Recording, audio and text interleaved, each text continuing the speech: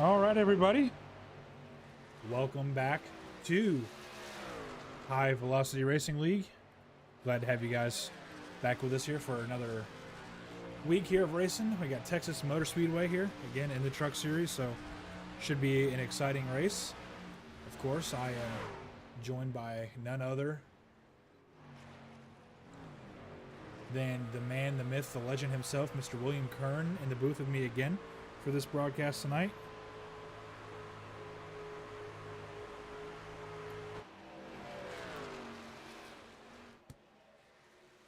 Not sure if he's here yet, but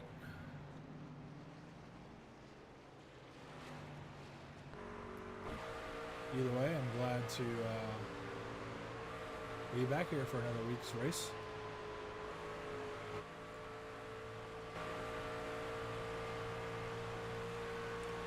A little disappointed in how the Cup race just went in real life. I don't know.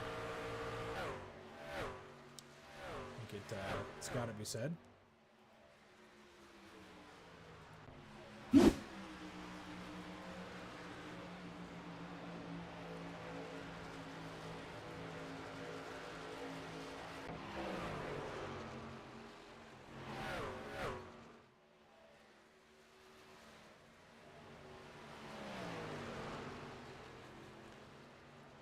See, we still got about 10 minutes left in practice before we get this thing underway.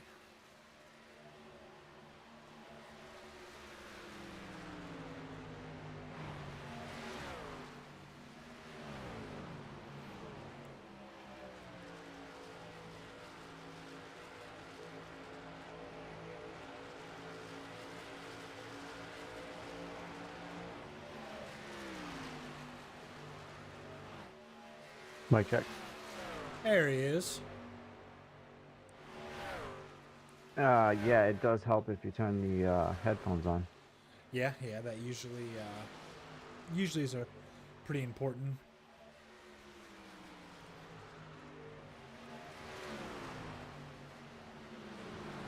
Well, how are you doing on this fine Sunday night?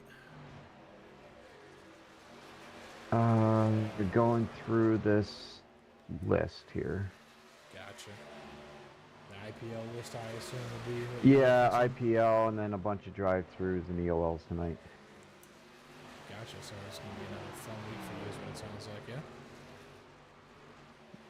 yeah? Usually never a boring night, for sure. Did you happen to watch the Cup race? No. Like I said, it's been like a decade since I've watched one, but I did get gist of it ended under caution. Yeah, I mean, it was literally one of the best races I think NASCAR's had in years until they decided to do something stupid like that, but all good. I also told these drivers when I got in here that since iRacing is supposed to be a realistic simulator, that I will be throwing the caution. Oh, excuse me. I'll be throwing the caution on the backstretch, coming into turn 3 on the final lap to end the race, because that's how NASCAR does it in real life. So that's how we're gonna do it.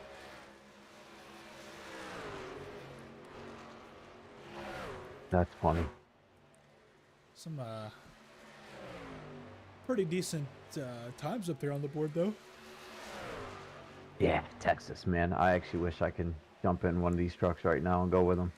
I know, I really did just think about it. I've got another account I thought about hopping on in here and doing a couple laps, but I don't feel like buying Texas again. So Yeah, 10-4.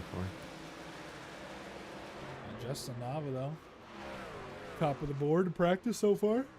We live? We are, yep. 10-4. Got a couple other drivers making their debut here tonight as well.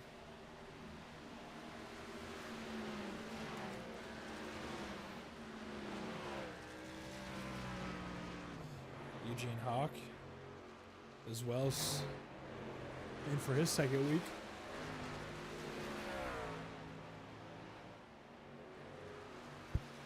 He's looking to make it back to back.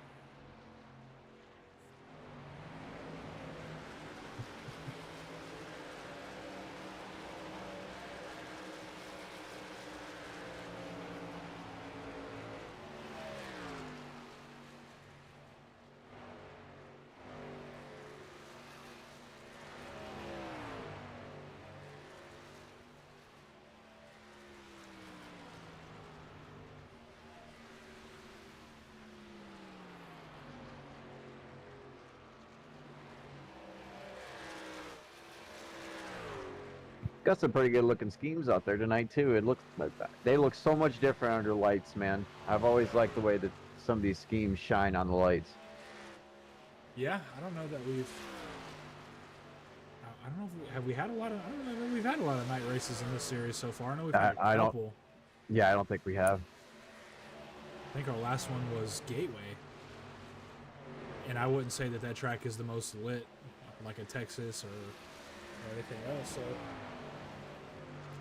You better get some coffee in you, man. dude, I don't understand, man. I've not yawned like this all day long, and then as soon as the broadcast starts, it's just out of nowhere, man.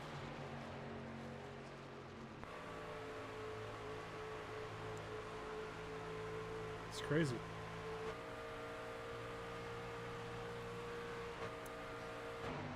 And I genuinely don't know what to do. I mean, I just ate. I just had a Gatorade. Like, I'm feeling good. And all of a sudden, it's just...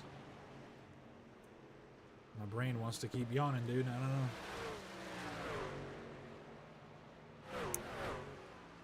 I'm really curious, though, to see if Happy is holding anything back here. He's scored 12th right now in practice for time. I know this is a track that I think he's pretty fond of anyway.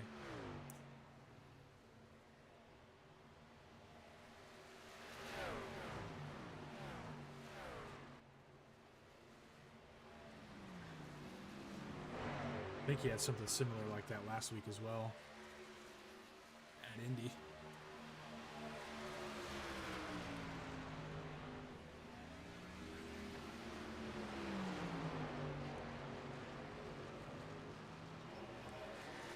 See a couple people showing support for their drivers in chat already. So if you're in here, Pac-Man, because I don't know if I ever got confirmation on this. Well, first off, are you Ed, or are y'all brothers, or are Justin and I mean, what's up with that? I don't know that we've ever gotten full clarification on exactly who is who. What's going on now? Oh, just somebody in chat talking about the Navas, and I just Trying to see if we could get confirmation on if they're brothers or father or son or.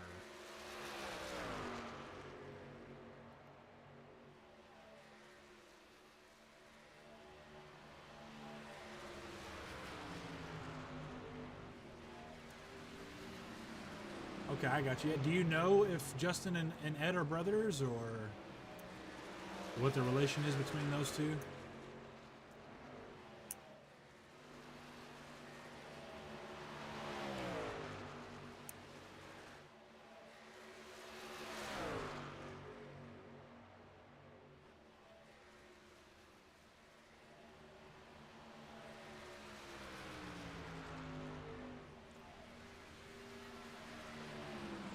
So they are brothers. Cool. Good to know. Thank you for the clarification on that. We got one of them up at the top of the chart here with Justin.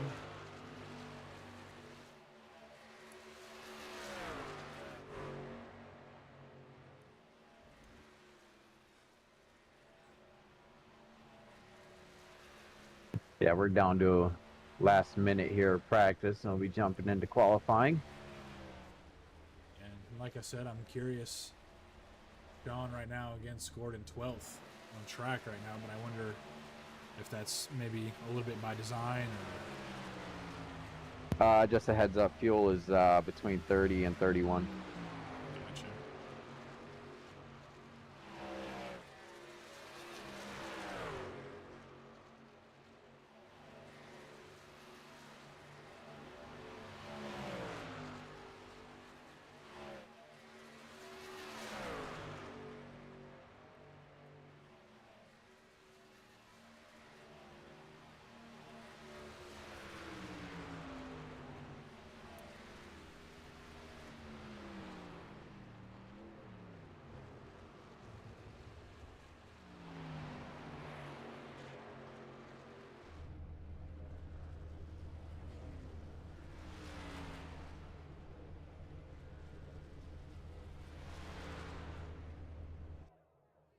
And there it is.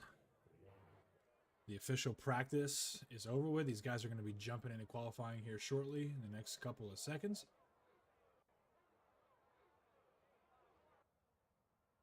We will hop on board with whoever decides they want to be the first one out there. It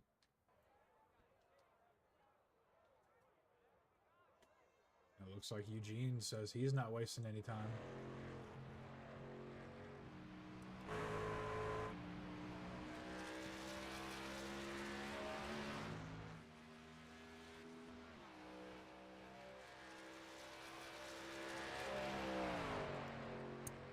Oh, Texas is an interesting track. If some of you guys are watching and you're not too familiar, hop on board on the cockpit with Eugene. And 1 and 2 has a very interesting banking style. I don't know if it's technically progressive banking or not, but you can really see how different turns 1 and 2 looks.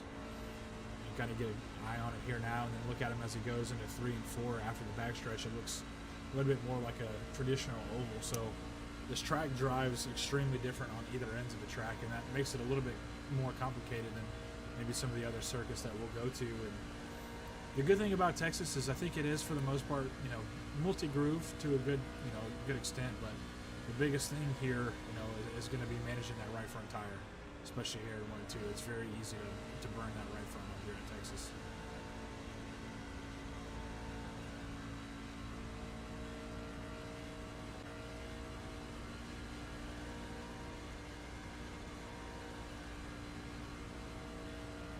So far, Eugene Hawk at the top of the board. The 29.97. We'll see if he improves that time any. Looks like that time will stay the same. Like I said, I do want to hop on board with Sean Happick here and see if he was holding anything back.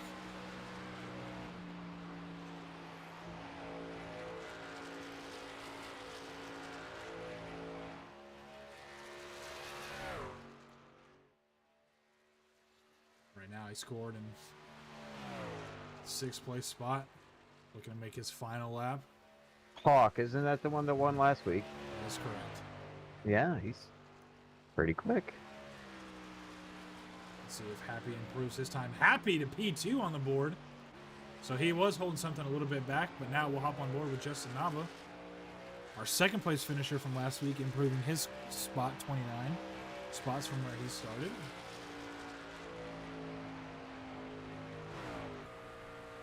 David Meacham now going to take the 2nd place spot for now. Nava was the quickest in practice, so we'll see if he can replicate that performance again.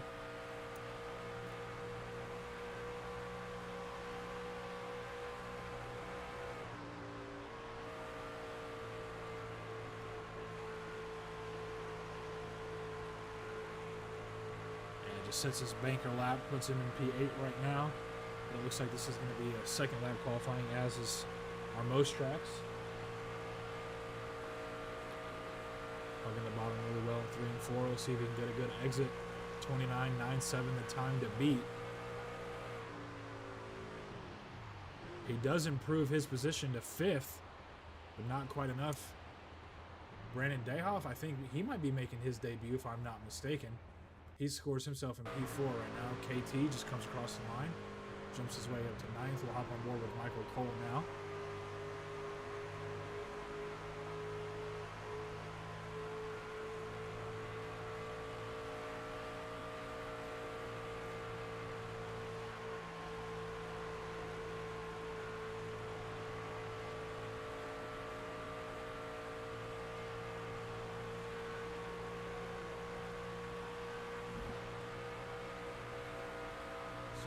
I believe that was his 1st lap. Scores him in 26th.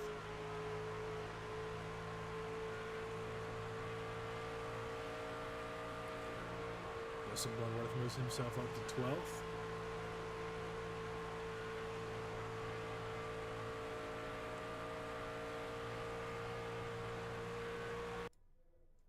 Let's say showing Sean on the track still, but Michael Cole, he goes up 1 spot into 25th. Randy Post is doing what Randy Post does.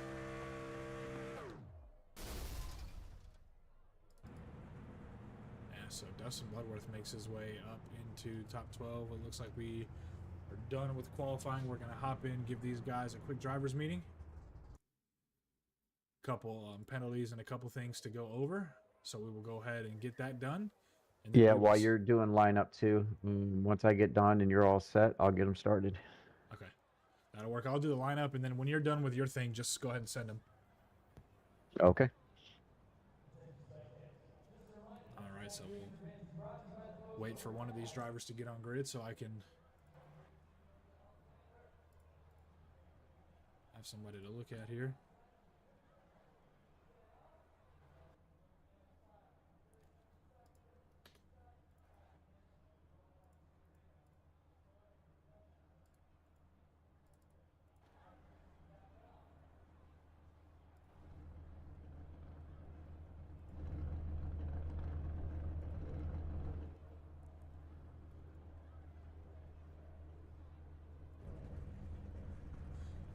Alrighty, ladies and gentlemen, we will go ahead and get into your starting grid for week number 9 at Texas Motor Speedway.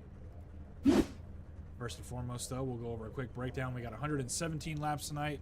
Stages will be on lap 29 and 59, and of course, as per usual, these drivers will get 3 tire sets. Apologize for where it says week 19. That is a typo. This is week 9.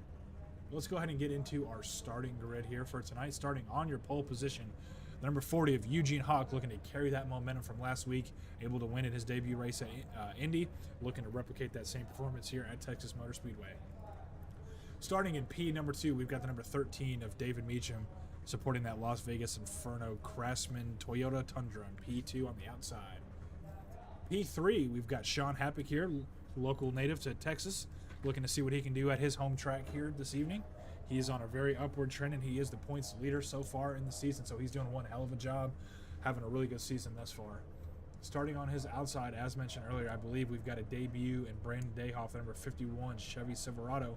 He's going to be starting on the outside of row number 2. Starting in row number 3, we've got a stacked line here. We've got the 15 of Justin Nava and the 16 at Travis George. Both had incredible runs at Indianapolis Motor Speedway last week. I know those 2 drivers are going to be hungry for a win and try to do what they can to get their way back to the front. Starting in row number 4 on the inside, we've got the number 22 of Randy Cornwell. He's going to be followed by Patrick Camburn on his outside and the number 84 Chevy Silverado. Doing one hell of a job this season as well. 2 drivers, again, looking to make their way towards the front. Starting in row number 5, we've got the number 95 of KT McCann and his Monster Energy Ford F-150. He's been on a little bit of an upward trend here as well, so he's looking to do what he can to continue that momentum that he has and try to get away with another top 10 finish here tonight. Starting in P10, not on grid as of yet, but Aaron Douglas is going to be making his, I want to say maybe his debut. There's a lot of people in here that I'm probably forgetting, but nonetheless, Aaron Douglas on the outside of row number 5. Starting in row number 6, we got the 14 of Kean Fry, followed by the number 4 of Dustin Bloodworth. Andre Carvalho going to be in row number 7 on the inside in his 2311 Racing Toyota Tundra TRD Pro. On his outside, we've got another returning member to the league, number 34 of Kenny Cook. He's also starting to gain a little bit of momentum as well. He's doing one hell of a job up to this point in the season, so good job for him. Starting in row number 8, we've got the number 9 of Mike Kufel. I believe this might be one of his lesser qualifying performances, and not to say anything bad, but I mean that's a good thing if we're this far along in the season. But he's going to be starting in row number 8 next to the number 7 of Bryce Tucker, your winner at the Kansas Road Course. Glenn Hackett in row number 9 on the inside, the number 28 Log Hog Logging Company Ford F-150. Glenn Hackett came out strong in both of his debut races and both of his series that he participates in. He's done a hell of a job up to this season. He is going to be looking to see if he can crack the top 10 as well.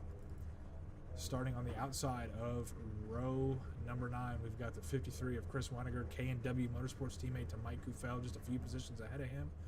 They also are a very strong team. I think they're leading the team points right now. They also were able to grab a hold of Travis George, and I want to say Patrick Cameron, so a really stout team there. Number 45 of Corey Moore in the Grow Masters Chevy Silverado. He's had a lot of decent finishes so far this season as well. So we'll see if he can carry that on here for one more race. And starting on the outside of row number 10, we've got the 98 Tennessee Volunteers ugly ass truck and John Shields. I got to give him crap every single time, man. But thank you, John, for being here. Appreciate it. Another driver making his debut here tonight in the Black Rifle Coffee Company Ford F-150. We've got the number 11 of Frank Zimmel. Again, his debut race tonight. Followed by the number 93 of Thomas Long on his outside in row number 11. Got another newcomer here tonight in Aiden Jones and the starting P23 with Matthew Chase starting on his outside. Michael Cole in the 25th spot with Ed Nava on the outside of him in the SpaceX 25 Toyota TRD Pro. P27, Sean Wilder. A little bit further back than we're used to seeing him, so we'll see if he's able to gain some momentum and try to make his way towards the front. Zachary Tyler has shown some speed as well, so we'll see if he can get up there. Starting in row number 15, David P. Sharon with Randy Post on his outside. Starting in P31, we've got Jason Arbel with Brad Dorr on his outside, followed by Samuel Moser, Ryan Seabolt, Aaron Creighton, and Hunter Jock. And then starting on your final row of the night, we've got Josh Parker and Kyle Rogers here tonight. Again, we will pull up the race information one more time. As I mentioned earlier, 117 laps here tonight. First stage going to be once we get to lap 29, so good luck to all these drivers out here. I'm looking forward to seeing what these guys can do and putting on one hell of a show for us tonight.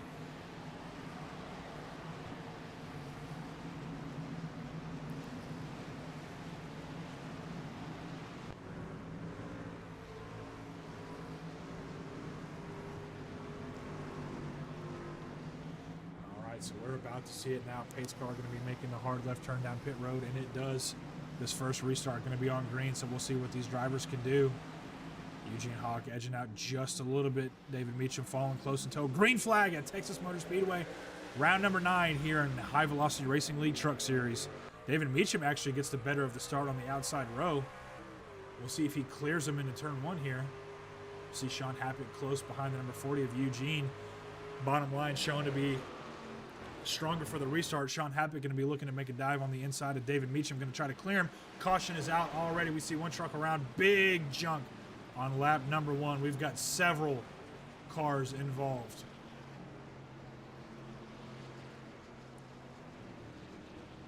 Huge, huge, huge wreck in the back of the field.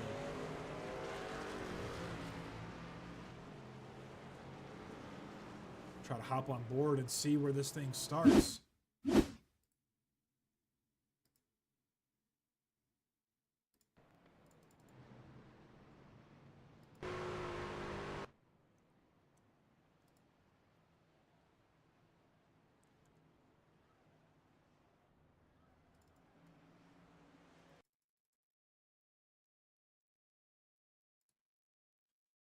There we go. We'll hop on board with the 11 of Frank Zimmel. So you'll see everybody 2 by 2 coming off of turn 2. Oh, the 51, actually. I did not see that. The 50 loose, or 51, excuse me, gets loose at the front of the field, and everybody just kind of trying to find their way around him. It was the 51 of Brandon Dayhoff. We'll see if he had any help. See Travis George getting a little bit of a run, but now the 51 just gets loose on those cold tires. Loses it in front of the field. Nowhere for the 34 of Kenny Cook to go. We see a couple cars end up getting around. It looks like Travis George was involved. The 31 of Matthew Chase was involved. Car still piling in. The 8 of Samuel Moser. I believe that's Randy Post. Sean Wilder involved. The 93 of Thomas Long. A lot of trucks involved in that one.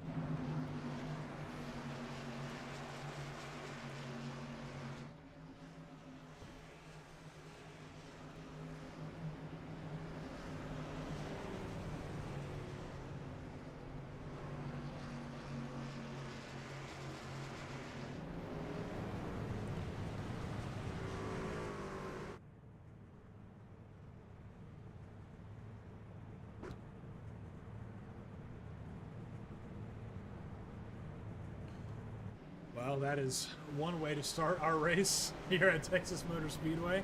Yeah, like you said, man, cold tires, everybody's just getting off that practice, knowing that they got grip, and I don't know. It's with it being as dark as it is, you know, this track's nice and cool for the most part. Cold tires, it's slick as heck out there, especially before any rubber gets laid down. So the Yeah, cool part is the farther into a run you get, especially with all these trucks, you should start seeing that rubber get laid down on the track, which I thought was awesome when iRacing started doing that. You can actually see the preferred line and see how the track actually, you know, gets affected with grip and everything the later in a run that we get.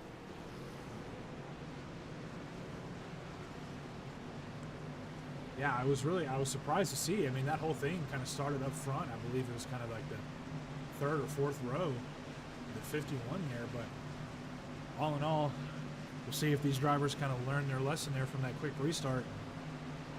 Probably the slickest part of this whole track is coming off from 2. Entering 1 ain't too bad, but coming off from 2, especially with cold tires, you can get pretty sideways on that. Everything else seems pretty good on here, as far as grip wise. Yeah, and one thing that I'm kind of a little bit surprised at seeing, it looks like the 40 of Eugene Hawk is a control car, and he elected to take the high line. So if Sean Happett can get a good start here, I would honestly say that the preferred line on this initial start is going to be the bottom. I mean, yeah, I'm not sure why he did that either. Especially he's got a drive-through penalty he's got to serve here in the next couple laps. So Eugene Hawk, is that? Oh yeah, that is yes, correct. sir. Yeah, changing lanes before the start finish line, I believe it was from last week. So, I mean, that should cycle Sean to the net lead.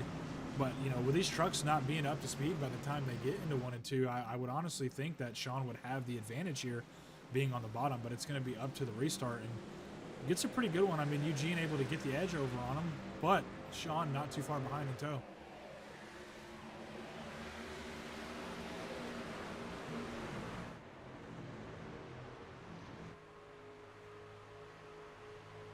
Eugene making his way, does clear him.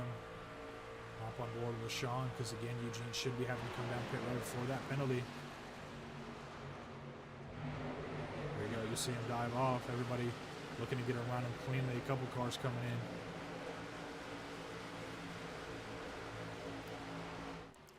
So that's going to leave Texas native Sean Happig in the lead. Lap 6 here at Texas Motor Speedway. Justin Nava close behind with David Meacham and Randy Cornwell. I believe Randy Cornwell, I think, is still second in points, so he's looking to make up a little bit of ground that he's lost really since the road course at Kansas.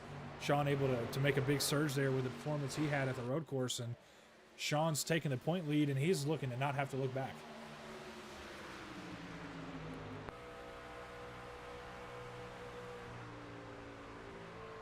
You see those cars serving their penalties coming out of pit road now, so that's going to put them a lap down.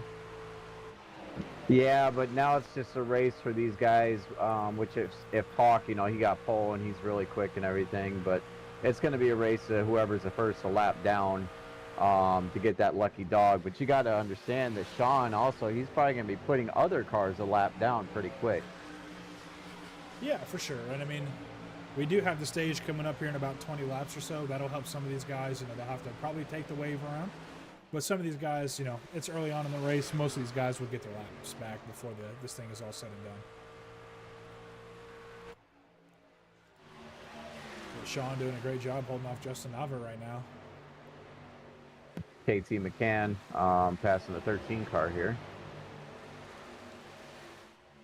KT, he's kind of had a little bit of a quiet season in the trucks, but you know, he's kind of been the silent assassin. He's gotten, let's say, a little unlucky with some of his misfortune here this season, but you know, KT does have some good speed in that truck when he's able to put a race together. So we'll see if he can hold on to that. And I believe Randy Cornwell is a teammate of his.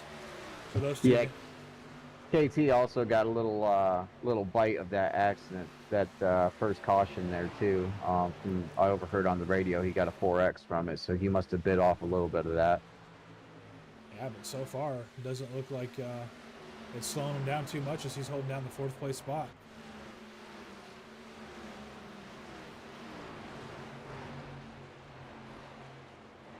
But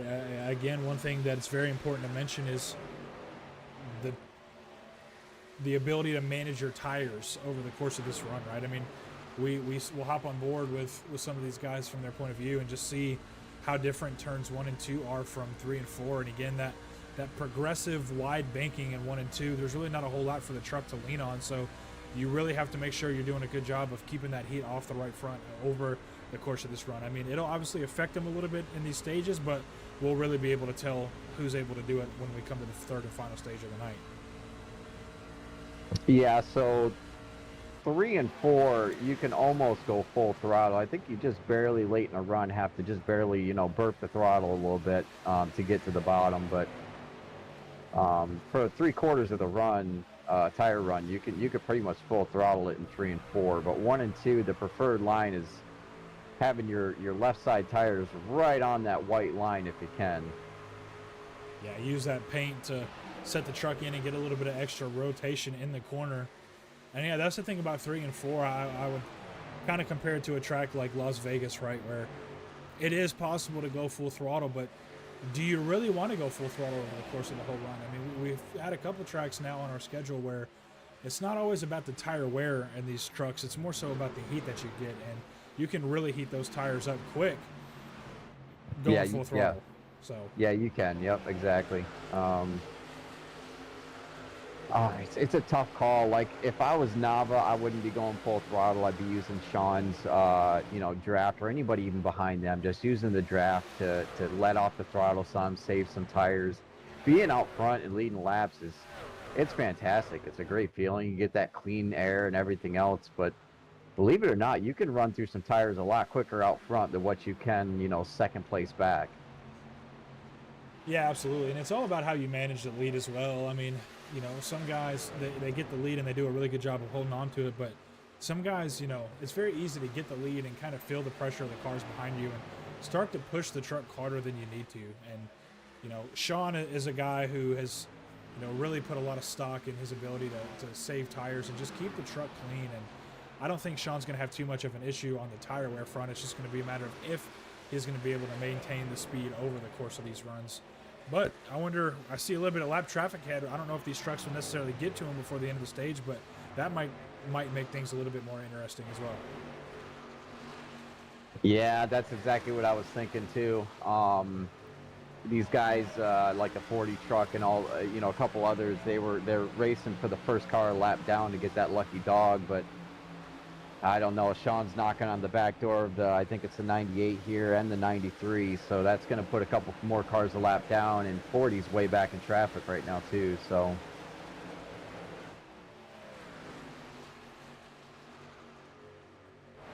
Yeah, it looks like Sean trying to navigate his way around the number 93 of Thomas Long.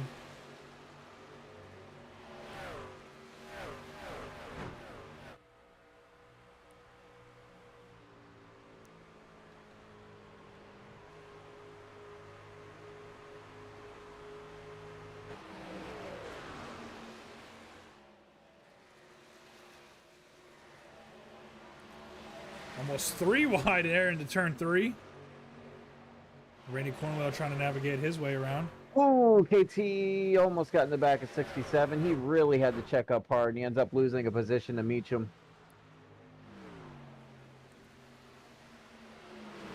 Yeah, he does. He's going to be under pressure now. Mike Kufel making one hell of a run, making his way up to, I believe that's P5. Well, he's up 10 spots from where he started, so maybe he just had a slight blunder in qualifying, but he's showing pace out there in that number 9 truck tonight.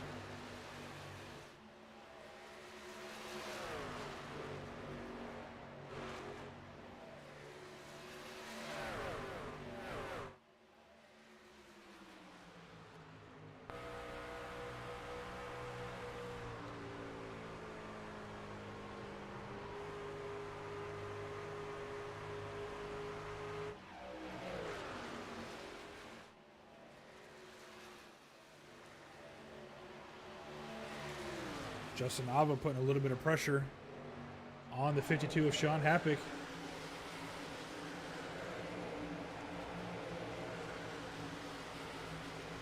Coming up on just 9 to go in stage number 1.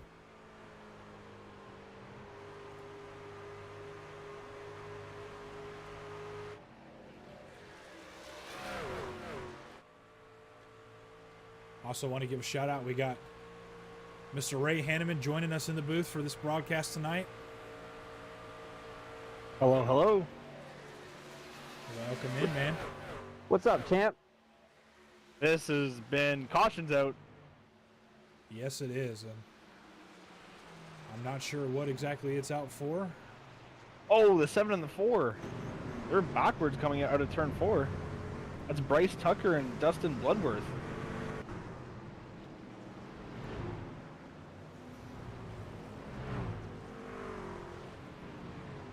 So the cars that came in under for drive-through, my position right here would be I'd come in. I have nothing to lose. Come in, top off on fuel, possibly get new tires. That way, when they already know that there's going to be a caution to come out on 29, you know, for the stage, they'd be able to stay out and gamble and get their lap back for the wave around.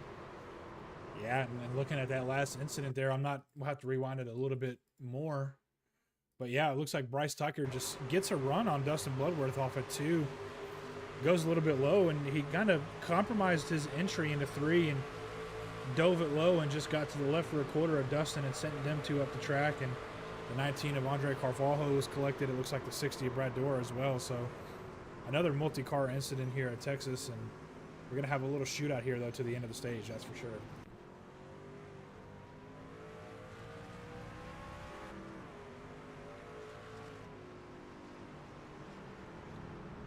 What's the stage at tonight? Stages? 29. 29 and 59. 29?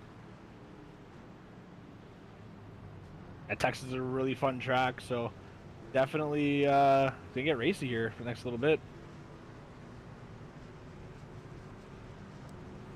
It's always good to grab those stage points.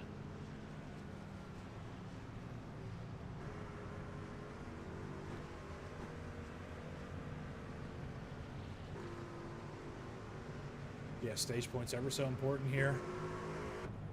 Because again, these trucks, they do not have the typical NASCAR playoffs that we have now. They are going to be running off the old chase format, so those stage points are going to turn into bonus points once we do get into the chase.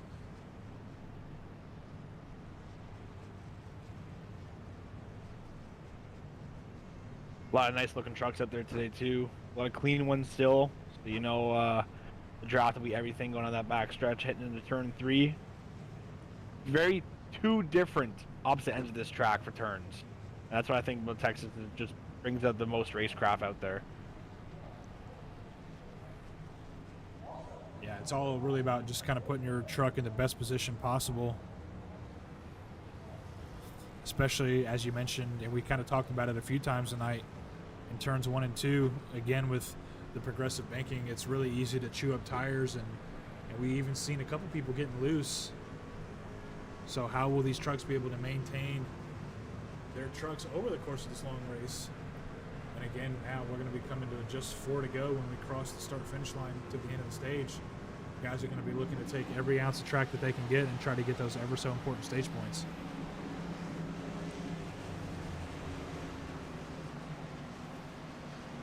What do you guys got winning tonight? Which truck out there is catching your guys' eye? It's a tough one to say. I mean, Sean Happick's home track, but Justin Nava has shown some speed, and those two are pretty consistent. But I can't bet against my hyperdrive driver, the number 15 at Justin Nava.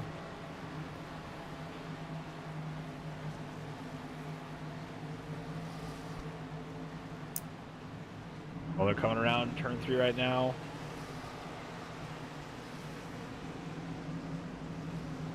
Here you go, baby. Green flag, huh?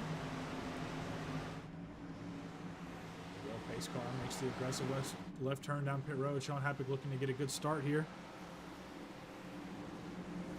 He does. He gets a good launch in the Geico restart zone. Gets about 2.5 trucks.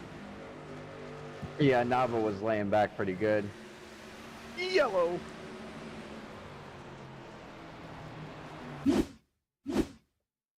Well, that's going to be a pretty easy stage win for the 52 of Sean Happick. Yeah, Oh, it's a NASCAR yellow. Yeah, just a huge checkup at the start of the field, or about midway of the field, and it looks like the 51 ended up having to. He takes a left turn onto the grass to avoid, and when he gets on the throttle on the grass, that truck just goes around. The 4 collected, the 81, the 25, and the 51. Again, as I mentioned, is kind of the one who started that. So that is going to be, I believe that's going to be stage. It will be. Yeah, I called it stage. Yeah, so Sean Happick, another stage win here in High Velocity Racing League. He is really on a upward trend here towards this part of the season, and he is starting to gain up a lot of stage points.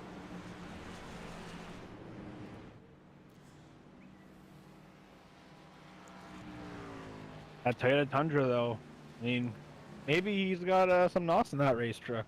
It's some of these teams out there maybe got to put a little extra in their engine this week for next week coming off of this. And on his track right now with, you know, the aggressive starts he's putting on, you know, getting that gap. The draft is key, but keep those tires alive on the turns definitely is needed to, you know, stay in the front. And he's packing all those boxes right now. So good stage win for Happy there. One thing I love about Texas, you can see the yellow flag going across the catch fence there. It looks really good here at Texas, but we'll see if Sean can get himself a good pit stop here and maintain the lead. Drivers coming in, some of them taking 4 tires here. Left sides go up. Race off pit road. Everyone's coming out now. Looks like Happy's going to take it. 15, though, going to take P2. P3 looks like it's going to be... Oh, a couple black flags. Randy, though, taking P3 at a pit road. Well, and while we're here, we'll go ahead and we'll pull up the number 52, Sean Happick, able to get another stage win here at your home track, man. How does it feel out there? Oh, it's good. I felt the tire wearing down a little bit there at the end, trying to fight off Nava. I felt like he might have had some better tires there at the end, or maybe a little bit better skill. I'm glad the cautions came out really to give me that stage win. Yeah, that's what we were just talking about. A pretty easy stage win for you there with those couple quick cautions back to back. That puts you towards the front. So see it here on your driver card down here at the bottom, hometown in Gainesville, Texas. So are you hoping to get the win here at Texas tonight at your home track? Oh, I would love it. Or my fellow Texas guy, Justin Nava here. I believe Kendon is from Texas too. So I'm all right with any of those guys winning, but I sure would like it. Gotcha. Yeah, well, man, like I say, you've been on a pretty big upward trend up to this point in the season. Looks like Randy Cornwell, though, I believe he's behind you in points. He's scored right now, I believe, in P5. He's going to be trying to make something happen here. So good luck to you, man. You got now you've got 2 Navas to fight off. I see Ed Nava out front, so good luck to you here. Stage number 2. Yeah, there. One thing you may want to take note to. I don't think we're going to be able to make stage now if this stays green. So this could be a little interesting development if we stay green here. Gotcha. Well, thank you for that insight. We'll definitely keep our eye on that, and good luck to you in stage 2. Thank you, sir. Yeah, so you heard it there from Happy. They're going to be cutting it a little bit close here on fuel. Now, as a driver in that position, knowing that you're not going to be able to make it on fuel, are you saving this whole stage? Are you going to try to push as hard as you can to get that splash and dash go, keep the tires off?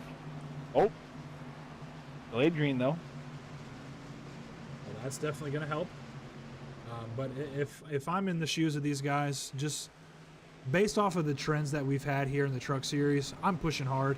I'm going to bank on us getting another yellow and just try to do what I can to stay up front and stay in that track position. That's so important too. Plus, if some of these guys have been able to maintain their fuel just a little bit better, they may not have to save early on, and you run the risk of getting ran over if you save too much fuel. So these guys are really going to have to make a decision. But this extra caution lap here is definitely going to help their case. Before we get to the green flag here, Bryce, I'm just wondering, do you have a pit road tracker to see if people took 2 tires, 4 tires, anything like that? I do not, but I can look at their times on the pit road. It looks Curious like, to see if anyone's gained a lot of positions or lost a lot of positions on that pit stop there. So I believe Brad and Nava may have pit like Will called on the last one, because Brad's only spent 15 seconds on pit road. And Ed only spent 3, so Maybe a couple of those guys, like Will said, kind of came in a little bit early and topped off on fuel, maybe got their tires. So we'll see how that plays out here. And I don't think Flip the Texas stage, is. though. Yeah, I don't know that Texas is a stage, or Texas is a track that you want to be on 2 tires for a full stage. If we had a late caution or something, maybe, but I would imagine that most of these guys are probably at least on 2 to 3 lap tires at most.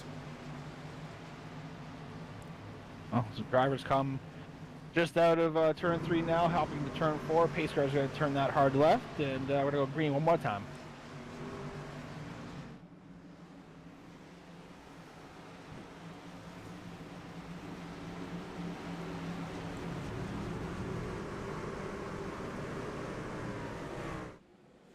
Green flag, Sean. Able to get a great restart. Brad gets a pretty good jump as well. See the Nava brothers outside in turn number 1 and 2.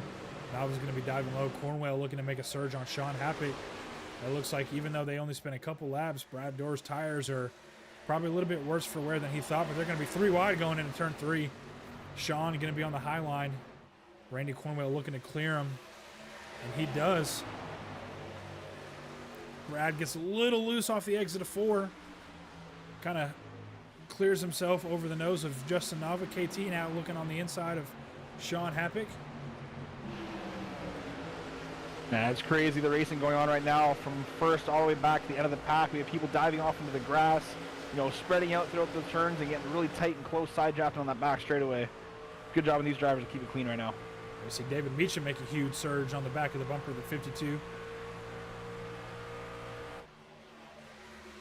So far, Brad's doing a pretty decent job of holding on. I'm not exactly sure how old those tires are, but he still scored in P3, so not a whole lot of time, and this is definitely a net gain for Brad. He's up 29 spots from where he started. Ed Nava currently battling the 9 car of Mike. Yes, and taking the outside line. You know, on that front straightaway there last lap, he was able to block him, but Mike is going to be able to swing by him there. He hits the wall himself. It checks up a little bit.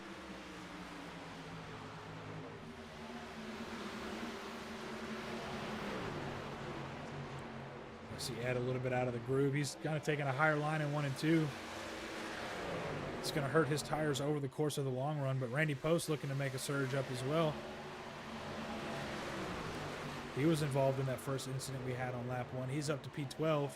A little loose in 3. I don't know if he caught the apron, but look at the number 40 of Eugene Hawk now. He's scoring back on the lead lap. He's trying to get his way back to the field. Had to serve that drive-through penalty from last week, so he's trying to make up as much ground as he can in stage number 2. Oh, Dustin Bloodworth is really slow on the bottom. That bunched him up pretty good. Yellow.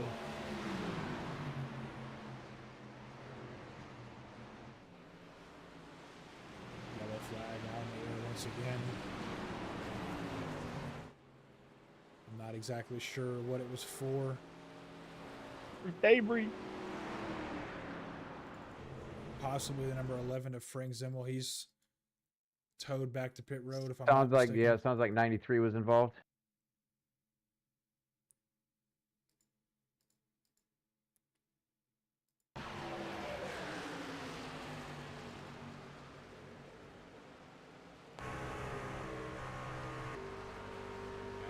We see 93 coming off pit road now, blending onto the track.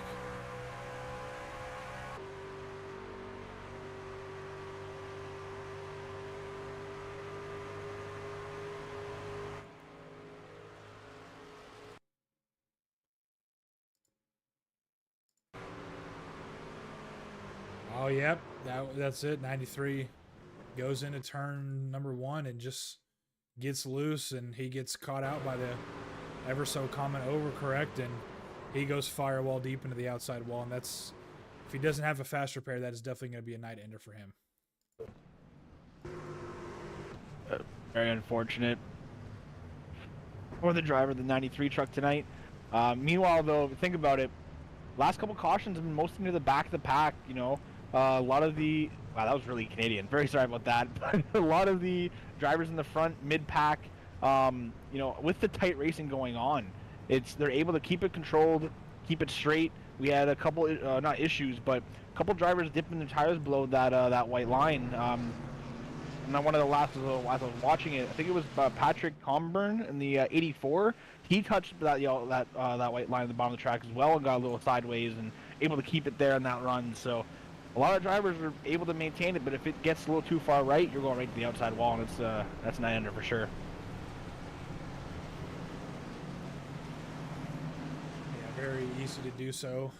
You really want to try to get your tires as close to the white line or on the white line as you can in 1 and 2. Again, just helps you get that little bit of extra rotation coming through the corner. And I'm not really sure what happened there with 93 though, because he kind of entered the corner about, you know, the middle of the track. So I don't know if he just, you know, maybe got a little bit stabby with the throttle or the brake or even steering. You know, I'm not sure. Like, truck kind of just went around on him. But yeah, I mean, as you mentioned, you know, our first incident of the night was towards the front of the field, and everywhere else has kind of been towards the middle of the rear of the field. So these drivers that are up front have been doing a really good job of being able to battle hard but keeping it clean. So these trucks will be bunched up one more time here once again as we go 2 by 2 and these drivers sort themselves out on where they're going to start. And Sean Hadwick kind of gets himself cycled a little bit back, scored in P5 right now.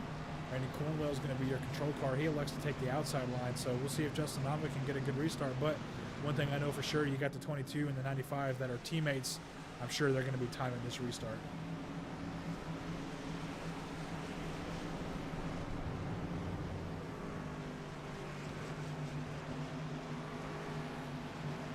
I know I definitely would be, especially on a restart like this. You want to try to get that gap going into turn 1, just so you can utilize the drafting and get away from the side draft going on the backstretch. So definitely timing it up here and they get the restart, the Geico restart zone.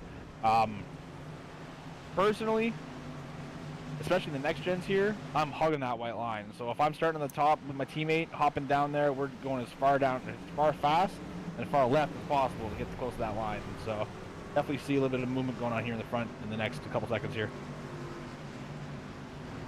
No, I mean, too, the good thing if you're Randy Cornwell is, you know, sure, that's a teammate behind you, but if you guys time that restart, you kind of have a buffer car between you and everybody else. So that's another advantage that you get being the control car.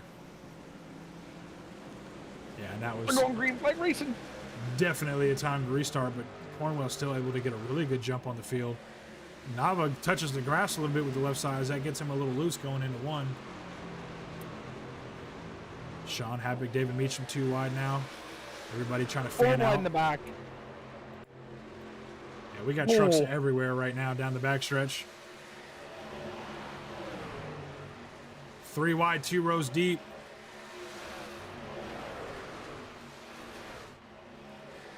It looks like so far everybody able to make it work. Matthew Chase trying to make his way back through the field. He was caught up in that first incident as well.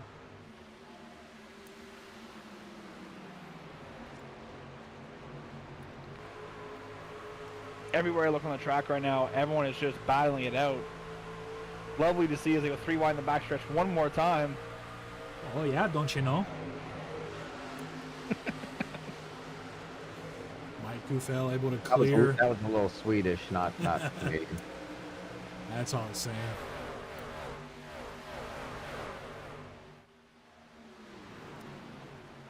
K&W Motorsports teammates Mike Kufel and Chris Weiniger in the 9th and 10th spot. They're trying to make their way back up through the top 10.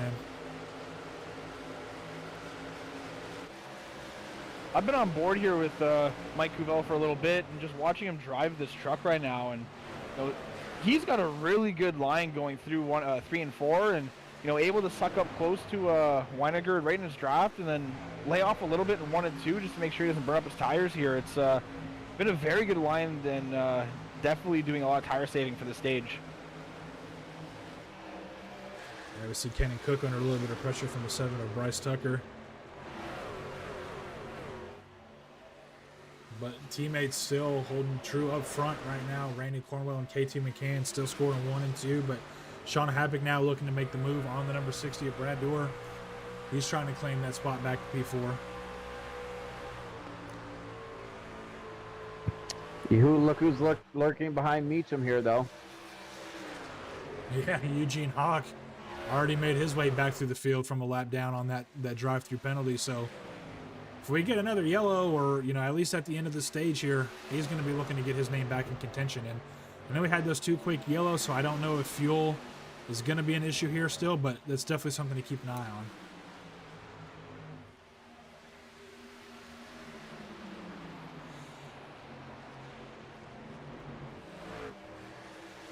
The leaders all single filed out right now as they come to the backstretch. Come up on lap traffic though.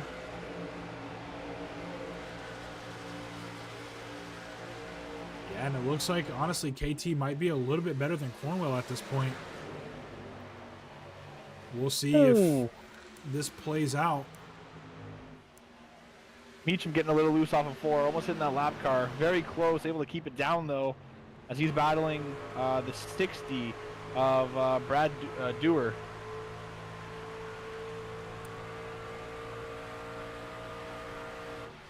They've been going back and forth at it. Yeah, these front 7 or 8 trucks have really been under a blanket for this race. And I believe Brad might be on the worst tires out of these guys up front, but so far he's able to make it hold on. I mean, again, he's up 26 spots, so sure, he's maybe lost since the restart, but overall, this is a huge net gain for the 60 of Brad Dewar.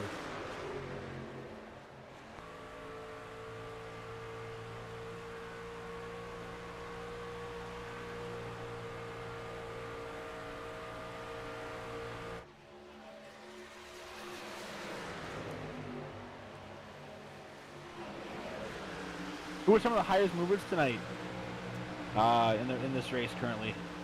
Well, right now, the biggest mover is going to be the 60 of Brad Dewar. He's up 26 spots from where he started, and then behind him, we've got the 53 of Chris Weiniger.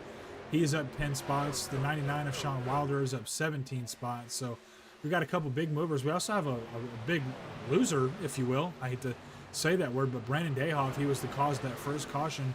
He is scored in 28th right now. He is down 24 spots from where he started. Dustin Bloodworth down 21 spots. Kean Fry down 23. So opposite end of the spectrum for those few drivers. It's all good though. Still stage 2. Still a lot of racing left. As we're coming to lap 46 currently. We have 117 tonight. It's Texas. Everyone gets racy at the end. I'm banking on a green-white checkered. Definitely though, it's one heck of a show these guys are putting on right now. Randy Post gets the apron a little bit in 3 and 4. That sends him up half a lane, but he's able to hold on to it. He's trying to fight off the 25 of Ed Nava.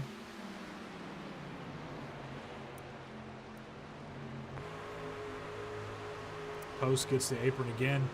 Yeah, he's having to lift hard here. That shoots him all the way up the track. Almost makes contact with the wall off of 2. And then we see another yellow flag. Trouble. Looks like the 51 of Brandon Dayhoff may be involved here in yet another incident. Up on board with him now. Yeah, the 30 of Aaron Creighton on his inside and just comes in a little too hot. Drifts up the track and collects the 51. The 14 of Kean Fry with a near miss. So it looks like they're everybody able to keep it clean. Brandon Dayhoff, though, he's going to lose the rear end of that truck, so he's going to have to go down pit road. Probably grab his in when he's down there.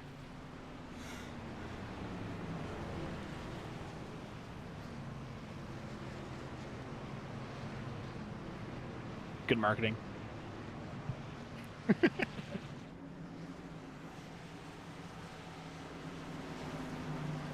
Drivers opt to stay out.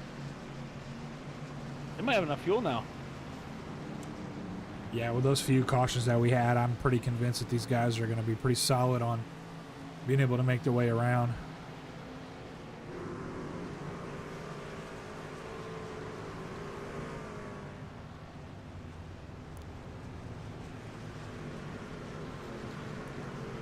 We see guys from about, towards the rear end of the field, they all go down pit road. I'm not sure that they're going to take tires here, but they're going to like to probably get filled up with Sunoco race fuel. That way, when we do come to the conclusion of the stage, they're going to have a shorter time on pit road.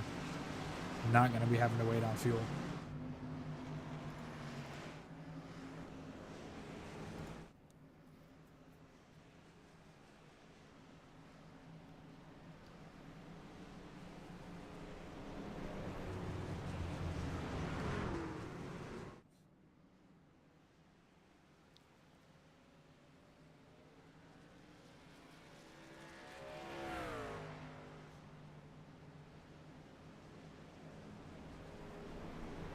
Yeah, this really just closed things up for everybody, and we got a we're gonna have probably a nine lap shootout, maybe 8, to the stage.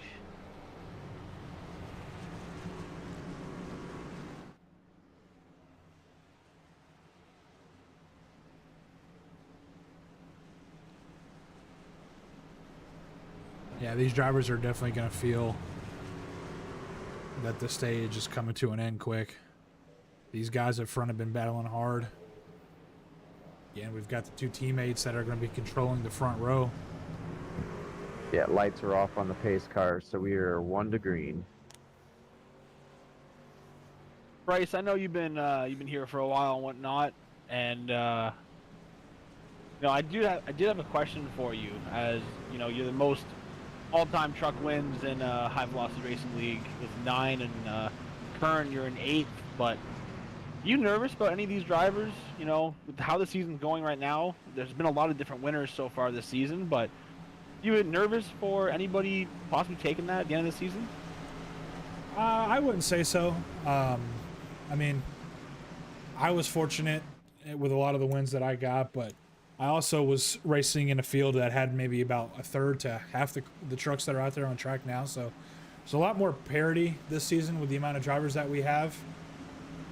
But I mean, we'll see. I think Randy Cornwell right now, who's in the lead, he's got 2 wins, and we're on our 9th week. So I mean, it's doable. He can definitely put up one hell of a run, but I don't see that record being taken. But we never know.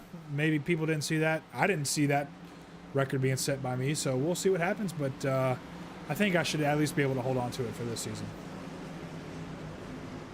Pace car comes down to the pit road, going green flag one more time. Restart in the Geico restart zone. Green, green, green. Yeah, Randy Cornwell got a hell of a jump. The 95 and may have been sleeping. I don't know if they communicated that restart or not, but that's going to almost clear Justin Nava of KT. I believe it does. So Justin Nava going to be scored in P2. Sean Happick looking to get a hell of a run on the outside. Yeah, he did. He got one heck of a run. Happy with the move down to the inside. Yeah, it looks like KT got a little bit loose off the exit of 2.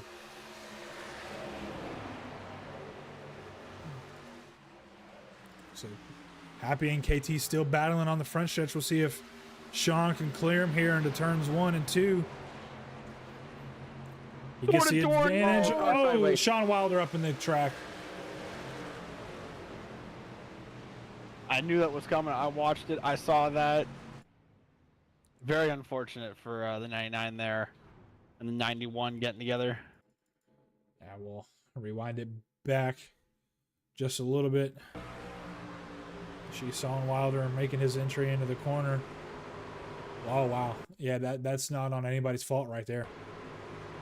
That is hard racing and the gods of netcode. Yeah, I was about to say, that's not even hard racing. That's about 3 feet of netcode right there.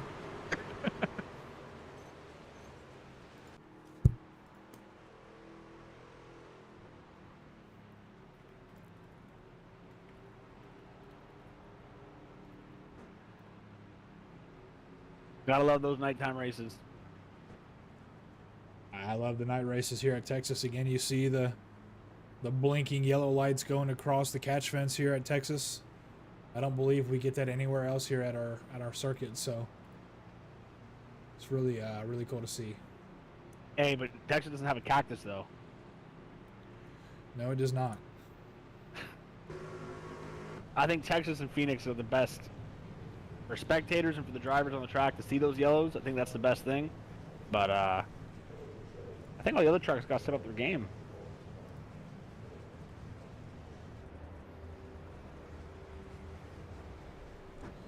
So now we'll see where Randy Cornwell is going to elect to go on this restart. His teammate scored in P4, so I would imagine with Cornwell taking the high line like he's been doing, he'll probably elect to take that line again.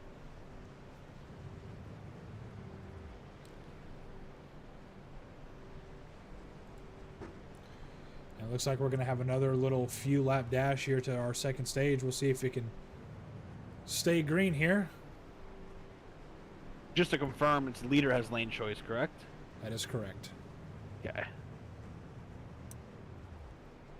Been a lot of talk that I've seen on Twitter and whatnot, and trying to get iRacing to implement the choose cone for all series. Not sure if it'll come by, but definitely would spice things up. Yeah, it would, and you missed it. You weren't in here, but I was going to end the race here on the backstretch because NASCAR seems to have a pretty good trend of just throwing yellows at the end of the race whenever they feel. So that's I think what I'm going to do tonight. This race will be official at about 3/4 of the way down on the backstretch. He found debris in turn 1. It looks like Cornwell is going to elect to choose the outside line on the start. Off on the pace car. But see, this is where things get a little interesting because. Oh, okay. So I guess my relative was a little bit off, but nonetheless, Sean Heppick has been really good on the restart. So with Cornwell electing to start on the outside and Sean Heppick being right behind him, that's going to give Sean a pretty good advantage as well on this restart. He might be able to clear Nava, but Nava's been pretty good at the restarts as well. So this is going to shake up to be pretty interesting here in these last couple laps for the stage. I think Happy's supposed to be down. Yeah, there we go. Now they're fixing it out. Gotcha. Yeah, I was about to say that. I didn't know if my scoring ticker was wrong or what, but that would confirm what I was thinking there. So yeah, teammates again going to be starting on the high line.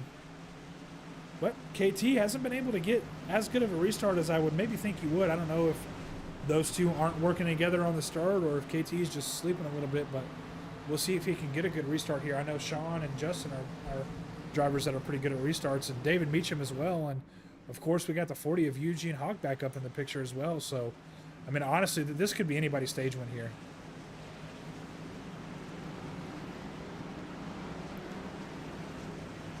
Pace car coming down pit road. Into the Geico restart zone. We're green, green, green. Yeah, Cornwell again with one hell of a jump, but KT just, I mean, he's still side by side with Justin Nava, so not able to replicate the restarts of his teammate, but nonetheless, that gives Cornwell a good buffer here into 1 and 2. Nava's going to try to clear KT. It looks like he's just about going to get that move made. Sean Happick, again, though, trying to dive low off 2. We've seen him do that a couple times now with KT.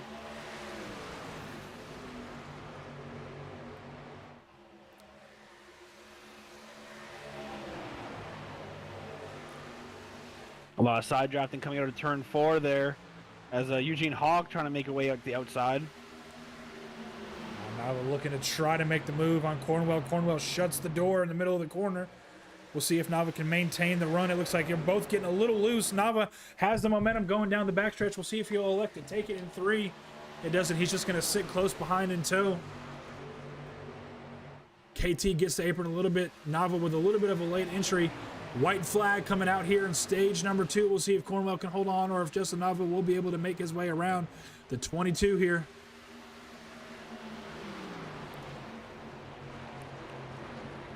Cornwell sends it in deep into 2. There's 2 by 2 in the back. I know we're looking at the stage win here, but everyone in the back is all shuffling around for the 10th place here. Nava driving it in deep. Will he get to the bumper if Cornwell get him a little loose maybe? He's trying to make a move on his outside. I don't know that he's going to be able to clear him. Randy Cornwell, your winner here in stage number 2. Really good racing out of those two, though. I think if we had another lap, Nava may have got him, but congrats to Randy Cornwell for holding on to that one. You were glued to the battle in front. The 91 of Aaron Douglas. You know, the 84 of Patrick Camburn. Sorry. Literally everyone that was pretty much from 6th on back to 12th. It was side by side. People were getting underneath each other's bumpers. That was a hard place for even getting 10th there. So congrats to all the stage finishes there from 1st and 10th and everywhere else on back.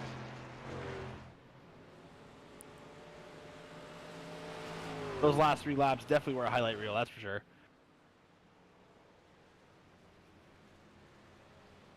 Matches for a stage, Bryce. We got like another 90 or my math is wrong. Wow. 60 laps. Pretty well. Yeah, things are going to start to pick up, and we'll see. I mean, again, potential of green flag pit stops here as well.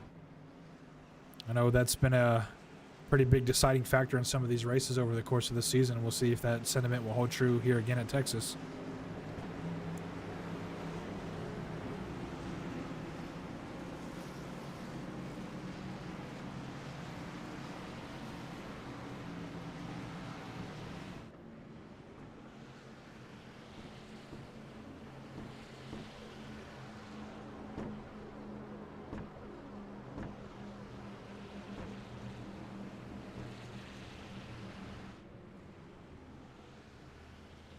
Curious if KT got a black flag there. Is passed up to 49 miles an hour on pit road to get into his box, try to get a little faster. But David Meacham misses his box as well, so pit stops here are gonna be a little bit different.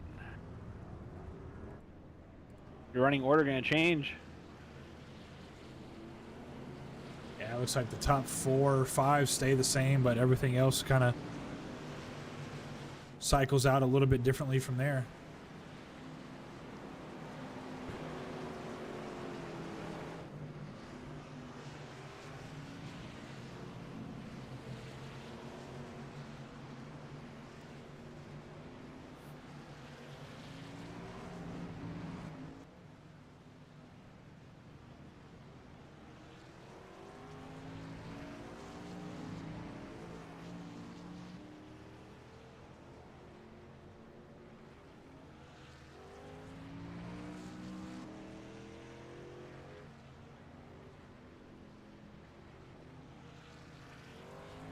I'm excited.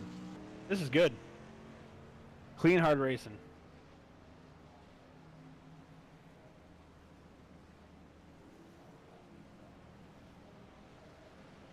Got some drivers letting get that lap back as well with the free pass.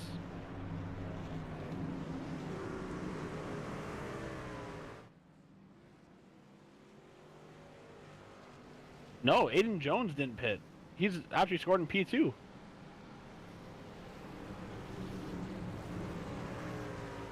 We got 2 brand new leaders.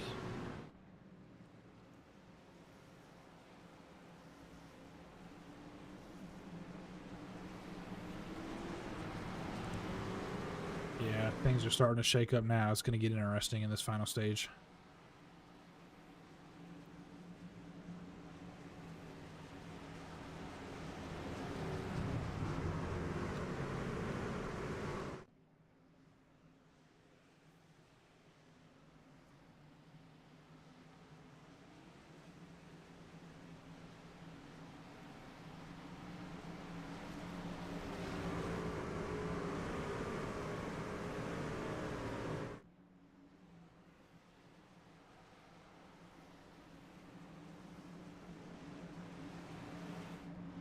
Lights are off on the pace car.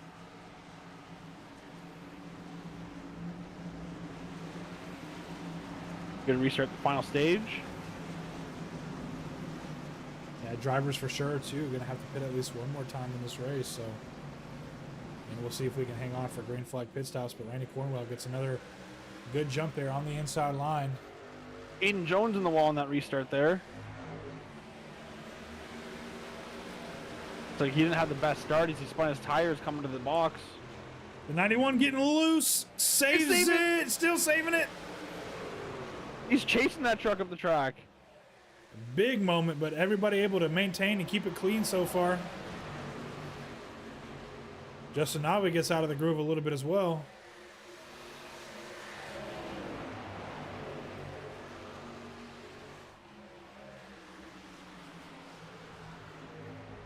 What a save. And good awareness from everybody else around him, too. Not running them over or killing them.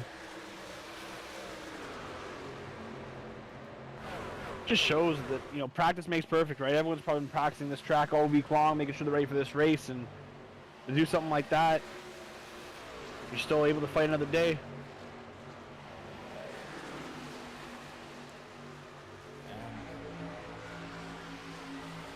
Everybody just fanning out, trying to get every ounce of track position they can get here in this final stage. We've got trucks everywhere, inside, outside, middle, 2 wide, 3 wide. just trucks everywhere. But see, this is what's concerning me a little bit. Look at this huge gap that Randy Cornwell has on the rest of the field. And not to take anything away from him, but that's a pretty big gap. And this is a long stage here if it goes green. I wonder if he's potentially using up a little bit too much of his stuff here early on, but there's only one thing that will tell, and that's going to be time. I mean, to be completely honest with you there, I thought the 40, Ethan Hawke was, or Mr. Hawke there was the leader until you mentioned Cornwell out front. I'm like, wait a minute. So I had to go up to him. I'm like, wow. He's way out there. Yeah, he's got a pretty big gap, but again, we'll see if that'll hold true over the course of this run. But Mike Kuffel looking to make a move now in the 52. Sean Happick, we saw that just briefly, and there they go, side by side into turns 1. Oh, sideways! The 7 of Bryce Tucker coming through the tri-oval sideways.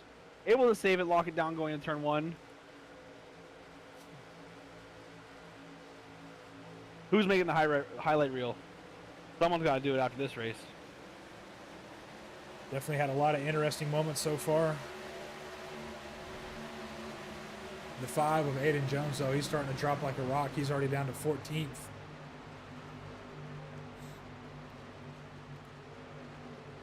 Sean, though, looking to fight back of the 60 on the outside. He's going to get the momentum off the corner. We'll see if he can clear Brad here into turn 3. It looks like he does, but will Brad get him here again on entry? No, Sean's going to close that door. Oh, the 60 gets loose. He gets the apron on entry a little bit.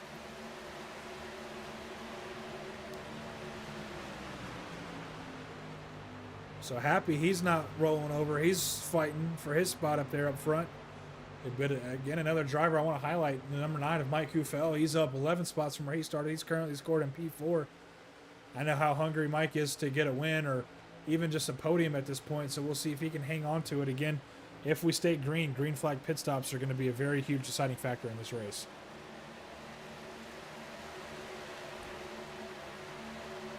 I do have to give a huge shout out to the driver of the 15 car of Justin Nava. You watch the way that he rolls this bottom of the racetrack here in turns 3 and 4 as well as 1 and 2. He just gets that left front tire right on the white line, as we were saying earlier, and able to let that car rotate throughout the center of the turn and able to power down on the exits. It's a really good line out of him right now.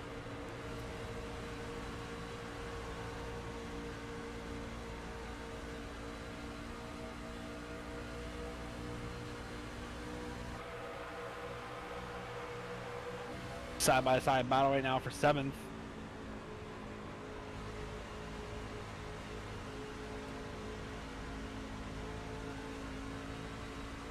Just barely clears.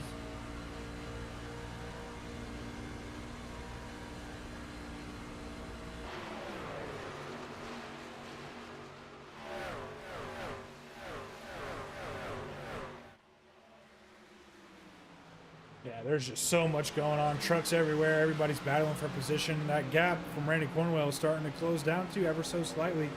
Eugene Hawk and KT McCann starting to reel Cornwell back in ever so slightly.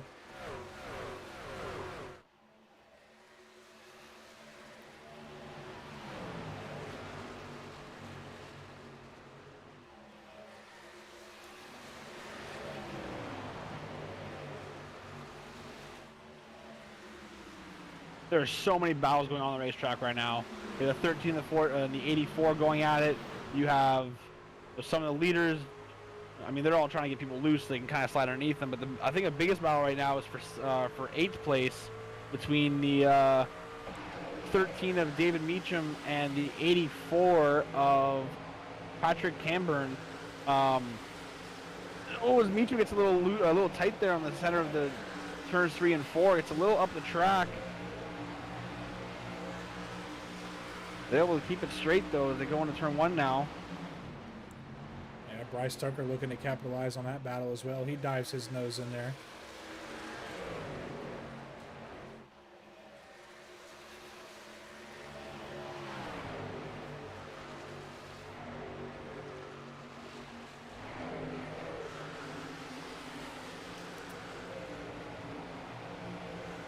Bryce Tucker with a little bit of a move on Patrick Camburn there as touches back in, got him a little loose, shot him up the track, and takes the inside. He's going up. He's still going up moving positions. Oh, Nava just barely getting underneath the 52 of Sean Havoc. Near contact. They're going to be side by side down the backstretch here. We'll see if Nava clears him into 3. Looks like Happy holding on to it for now. He's going to get the momentum being on the high line here off the corner.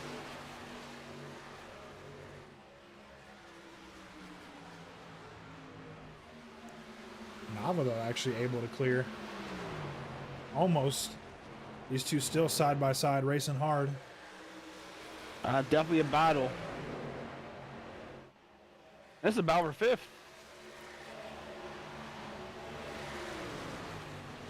Yeah, these two trucks have been consistent all night. Battling hard, showing what they can do out there. And Nava with the advantage pretty much on every single turn because he's using that white line to help him rotate. But the drive off of both the exits of turn 2 and turn 4, you know, Happy able to just power down and still stay alongside him here. It's burning up his tires more than staying on the bottom. So I wonder if he's going to elect to fall in line here just to save his tires for the rest of the stint. And both these guys just losing a little bit more time as they continue to battle. But it looks like Mike able to make his way around Eugene. That's going to score Mike in P3 for right now. So Mike is making one hell of a charge up towards the front. He's going to be now trying to track down the rear bumper of KT's Monster Energy Ford F-150. There we go. It looks like Nava finally does clear the 52 of Sean Happick. So they're going to elect to sit in line and try to make up some of that time that they lost. And it looks like the 40 of Eugene Hawk's starting to fall off a little bit. He's making his way back now. He's scored in P4. Maybe he's either used up his stuff a little bit too early, or he's just backing it down and trying to make sure he has something there for these last, handful, or probably, I'd say 10 to 20 laps or so before these guys start coming down pit road. So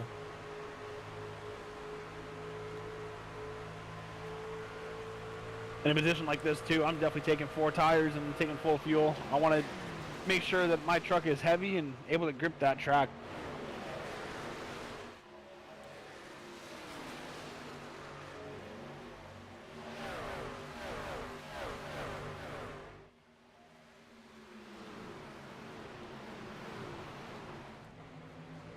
See that rubber line? Oh, just gonna say, it looks like a lot of these guys are finally starting to get into the rhythm here, logging some good green flag laps here. Everybody's kind of single file for the most part. We got a few trucks side by side, but KT McCann has now officially caught his teammate.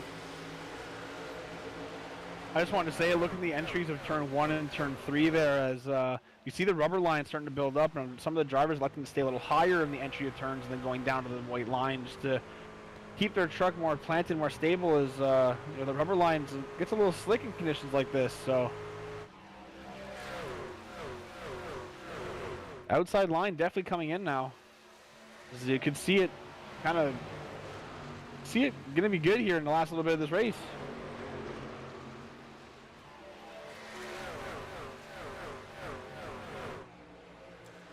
I don't know about you guys, but I feel like this will be a pretty good time here for us to crank it on up here. Let's see.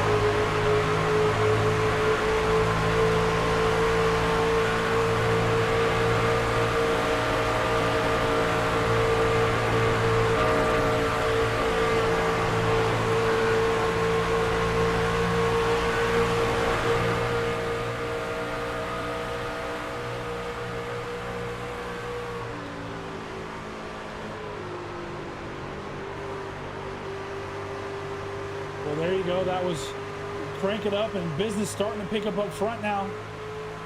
Top three battling hard. Mike Kufel, Randy Cornwell, KT McCann, Justin Navas made his way back into the picture as well. So things really ramping up here for this top spot as we're inching closer and closer. We've seen a couple guys making their way down pit road, so battle is really starting to pick up here, and KT McCann is going to cycle out to your race lead. The happy Lucy saves it. Drifted the whole exit of turn 4 there.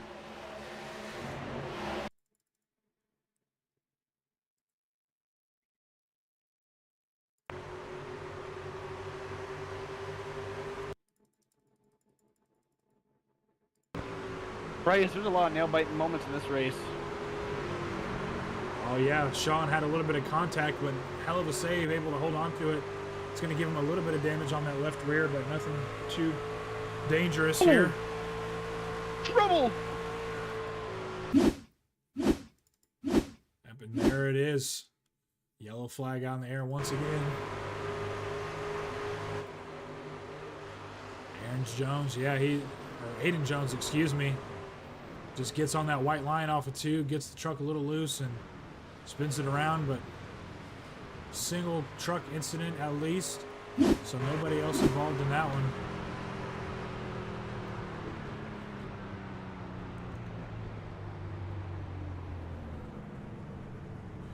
Yeah, so these drivers are definitely now in their fuel window. This will be the last, I would say, scheduled stop of the race.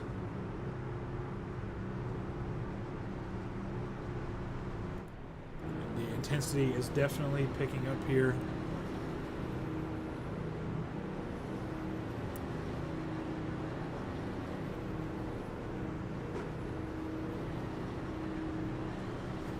We'll let these drivers make their pit stops, and then we're going to get Randy Cornwell up in the booth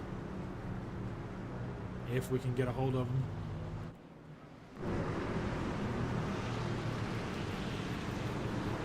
'99 of John Shield. Not down? Yes, he is. Okay, getting a lot back. '98 of John Shield, sorry.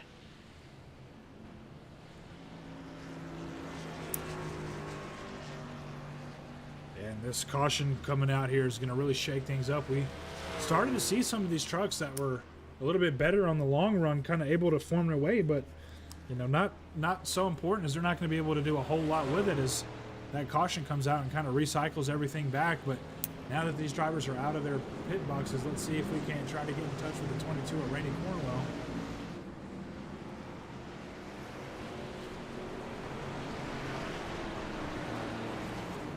Hey Randy, this is Bryce up here in the booth, man. You got a copy?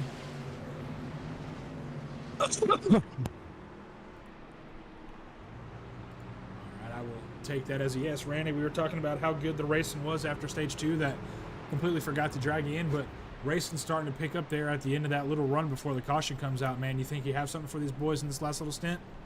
Yeah, I really don't know. I think I pushed it a little too hard that run, so I got to do a little bit better at tire management, but we'll see. You never know with these things. Well, I think one good thing that you have going for you, that number 95 Monster Energy Ford F-150 is a teammate of yours. How important is it going to be for you two to try to work together and get away from the rest of these guys behind you? I mean, we work together to an extent, but we're going to race it out. We're not going to play any games like that. I mean, we're not going to purposely hurt each other, but we're not going to go out of our way to help each other either. I mean, he wants to win just as bad as I want to win. That's what we're here to do, put on a show and try to win. Absolutely, man. Well, again, congrats on the win there in stage 2, and good luck to you here in this final stint, man. I'll let you get back with your teammate. Thanks, buddy. Appreciate you. And there you go. That was the 22 of Randy Cornwell, your stage 2 winner. Looking to get it done with his teammate on the front row, the number 95 of KT McCann. But they've got some fast trucks behind him. Mike was starting to show some speed there towards the end of that run. Navas had consistent speed all night. The 40 of Eugene has been fast, but he started to fall off a little bit quicker than everybody else. And you know, Sean had a couple moments there. He still has a little bit of that left rear damage. We'll see if that comes into play. But We do see that the lights are off on the official iRacing pace car. We're going to be green this time by with 25 laps here to go at Texas Motor Speedway. It's going to get interesting.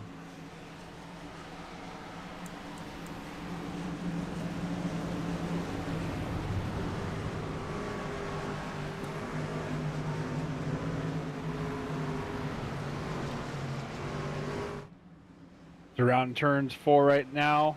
Pace car dipping down in the pit road. Going to the Geico restart zone. And we're green flag, green flag. Much better restart from the teammates up front.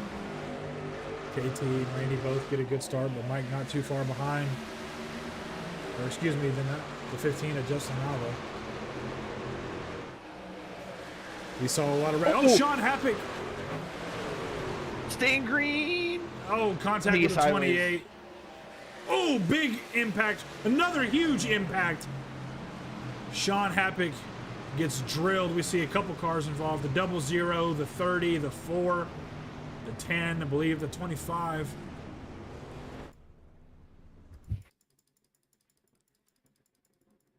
I was like happy with Tokyo Drift for a second there. Hop on board. Yeah, he just gets loose on that high line. We've seen it a couple times tonight and nowhere to go for the 53 and the 28. Sean locks it down, but nowhere to go. These cars piling in, and that's going to be very detrimental for Sean Happick. We hear the contact with the 34 of Ken and Cook. That is going to kill the motor, and Sean's going to have to tow, so he's going to end up being at least 2 laps down, I would say here. Maybe even more than that. He's going to need a couple yellows to try to get back on the lead lap, but that is a very, very, very huge mistake for the 52 of Sean Happick. That's probably going to end his points run here tonight.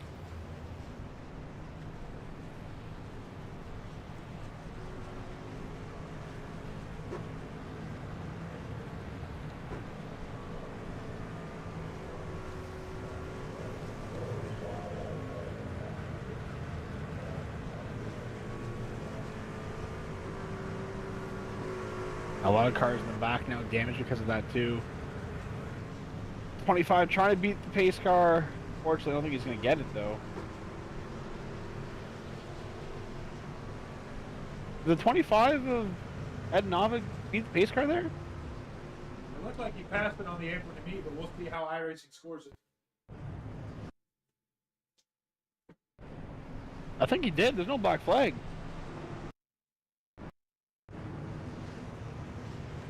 Nava with a good pit stop there. He's still on the lead lap.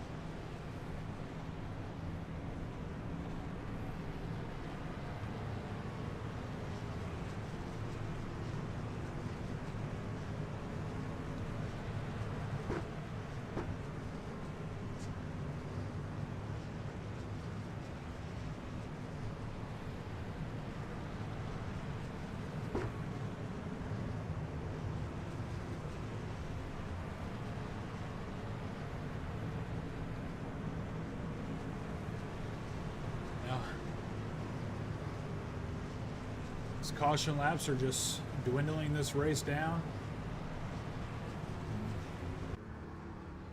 It looks like Sean Happick's still towing. So I believe that is going to show that's going to be 2 laps down for him.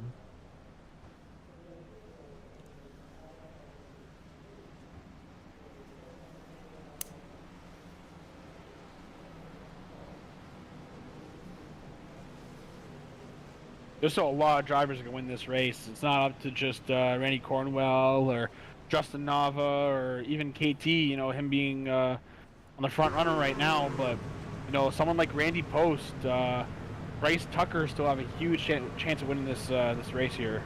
So, a good points day for anybody in the top 5 able to. Anybody to the top 10 really could still make a lot of points here and a lot of positions and whatnot. So, excited to see what happens here in the last. Like 20-ish laps to go?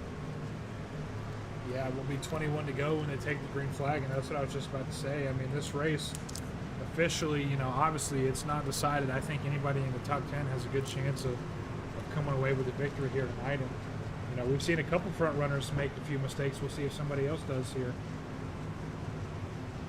They still got cold tires.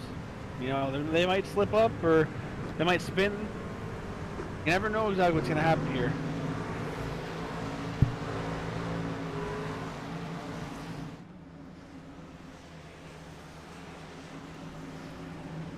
Coming to the restart zone now, though. Pace car dipping in. Green flag, possibly the final time tonight. I don't think so. I said possibly. Yeah, you did. Big check up on that top line, though.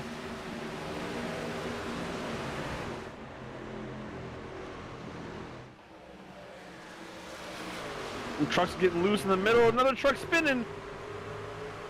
54 goes around. Caution's out.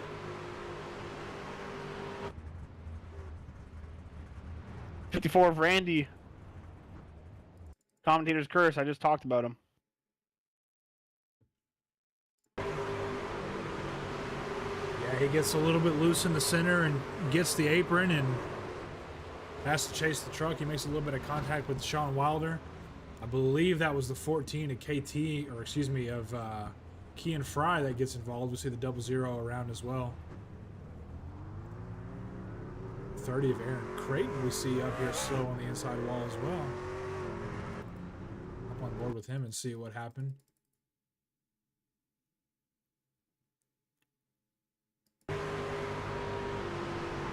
Oh, when the 00 came up the track, he, I mean, honestly did a hell of a job of avoiding it.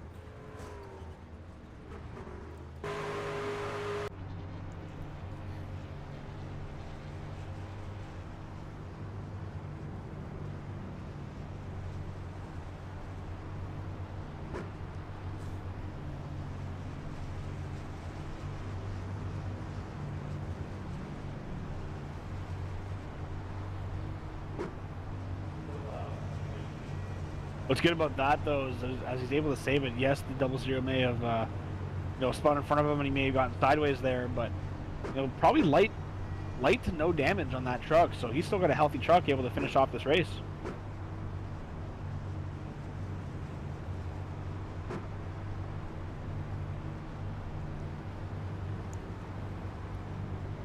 Yeah, it just goes to show you how much it means for some of these guys. Intensity going to start to pick up even more and more as this race goes on.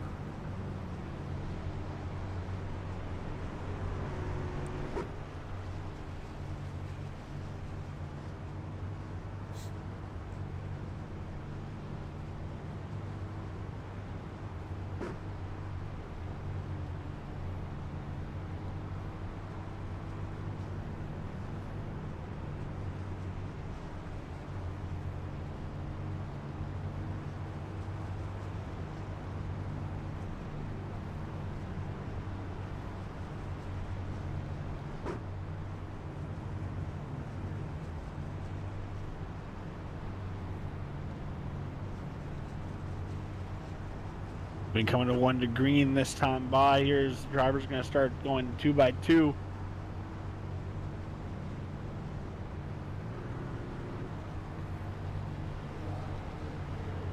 $16 laps to go and the green flag does fly. Bryce, you were one of the drivers. Let's say you're Eugene Hawk in this position here.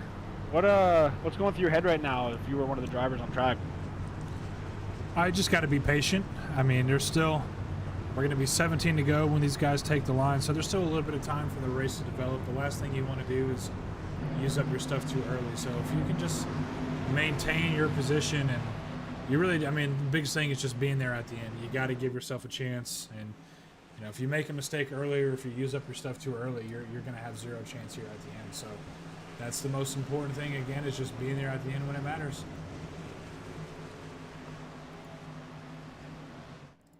I mean, we saw it. I don't want to rub salt in the wound, but Sean Happick, a perfect example. He was a driver that had a really, really good chance of having a solid finish here tonight, and that's all it takes is one mistake, and now he's scored several laps down. So consistency is key here, and again, just make sure you put yourself in the best the best possible position to be there when it counts.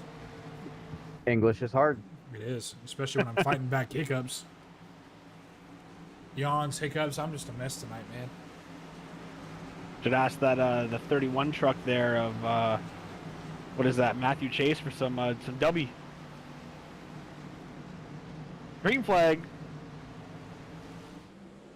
Yeah, Leader's getting a really good restart here. Once again, the two teammates controlling this race on the restarts. But I know the 15 to Justin Nava, the 40 to Eugene Hawk, even the 13 to David Meacham, I know that they all have something to say about that. And the 84 of Patrick. We are 4 wide coming out of 2. Yes, we Oh, and there and it back. is. Sean Wilder, Repeat Corey it. Moore. 91 to 29 getting involved. The 51, the 8, still wrecking. That's half the field. Sean Wilder involved in yet another incident. We'll hop on board with him and see where this thing started. We did see him and Corey Moore kind of tandem drifting down the backstretch after Will's 4 wide call. So Sean gets a good run on the 60. Gets a little loose, but yeah, 45 just comes up and gets him in the left rear and nowhere to go for the 91. Corey just maybe expecting Sean to be a little bit higher than he was, and ultimately, yeah, there were quite a few trucks involved in that one.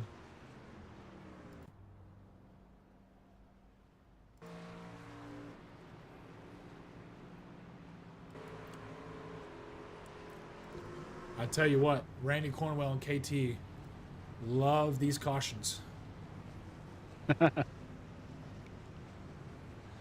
As laps dwindle down here, every caution is another step closer for these two drivers to battle it out near the end of the race, and trying to put them far away from the guys behind them as they can battle it out and go 1-2 here and see which one fall on top.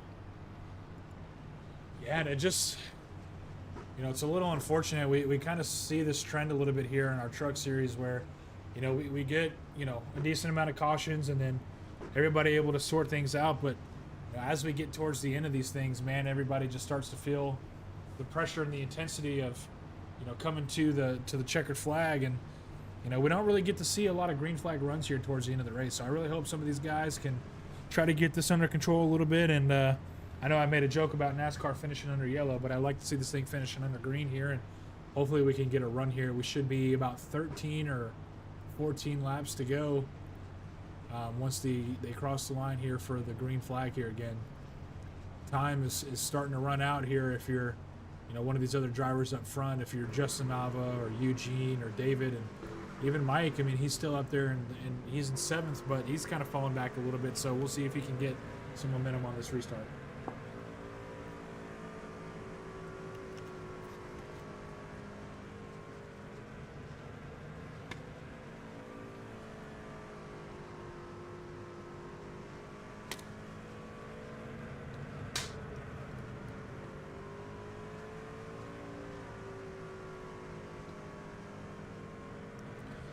But these Misfits teammates have been able to do a really good job of, again, controlling the restarts, and I'm sure that trend will continue here once again.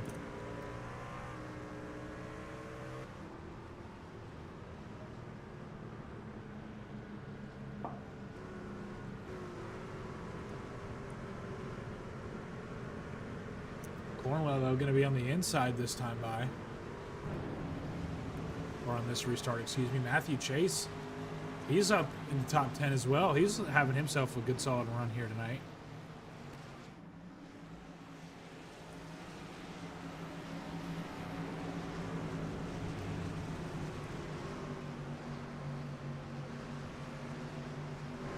Again, there's a lot of drivers here that are showing intention to win this race. You know, I'd be pushing as hard as I can. Not as hard as I can right now, but at least in your top 10, you still have a sight for that checkered flag in your hand at the end of the race. So, see what happens. Might be seeing some four-way action here in the front. Who knows? Well, too, you know, it's harder to get into a rhythm when we have all these back-to-back yellows like this too. So, you know, these guys are going to have to race really hard up front to maintain their position, and you know, they're still going to be a little bit rusty as well. I mean, you know, again, all these yellow flag laps that are turning by, you know, again, I would say Texas is a track that is a very rhythm-based track, and these drivers not able to get into a good rhythm here. It looks like we're still getting things sorted out here, so we'll go around one more time. I gotta say too, tire temp's gonna be a huge thing. They haven't really ran a lot of laps on these tires. Like they've done a lot of pacing laps for sure, but they got the heat cycle in them for a couple laps and the caution, and then a couple laps and then another caution. Like people are still gonna be very loose out there. It's not gonna be as grippy as people think. So coming into it to what we're looking at, almost less than 10 to go, be 16 this time by or something like that. So it's gonna be definitely gonna be very. I guess to control it, you're gonna have to wheel the thing for a little bit just to make sure the temps are good to go in these tires, and you can stick to that outside line if that's the line you want to go to. Yeah, there'll be 12 to go when they take the green flag. Now, I mean, you're within that window where, you know, now, I mean, it's go time. You obviously still got to have a little bit of tire left, but time is running out, and, you know, you will see a little bit of fall off in 12 laps, but, you know, now there's no time to hold anything back. You got to go. Do you have the pit stop strategy there on the screen? Everyone electing to take 4 tires, so everyone's tires they're good to go for this last little bit of this race. They're still trying to sort things out in the back now.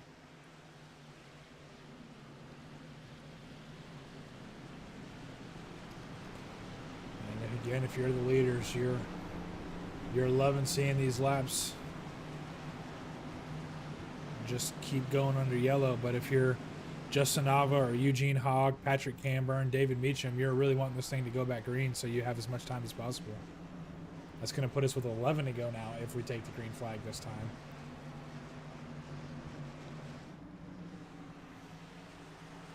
Just doing a quick scan of the field, there is a lot of nice looking trucks out there tonight.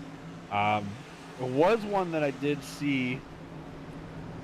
I'm trying to see if I can find it again because not too sure. I think it's a 16. Yeah, it's a 16 of Corey Moore.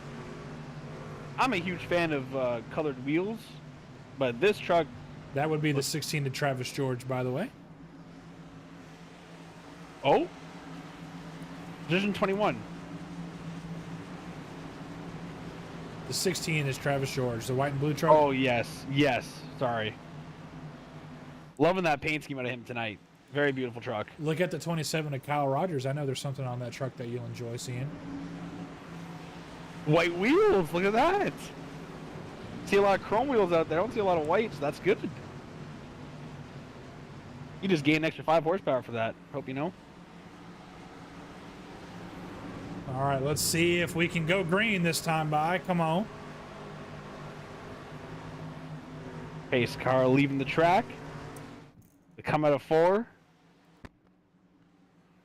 And there it goes. So we will be green. Leaders come to that Geico restart zone. And green flag, green flag, green flag. Randy Cornwell gets a huge jump, not helping his teammate there on that restart. Cornwell does have a black flag drive-through too. He jumped the last restart and got in front of KT McCann. So. Oh wow! So that's going to cycle out KT to the lead here. Ooh, big hit. Keeping it straight though on the backstretch. That was Bryce Tucker into Mike Kufel there.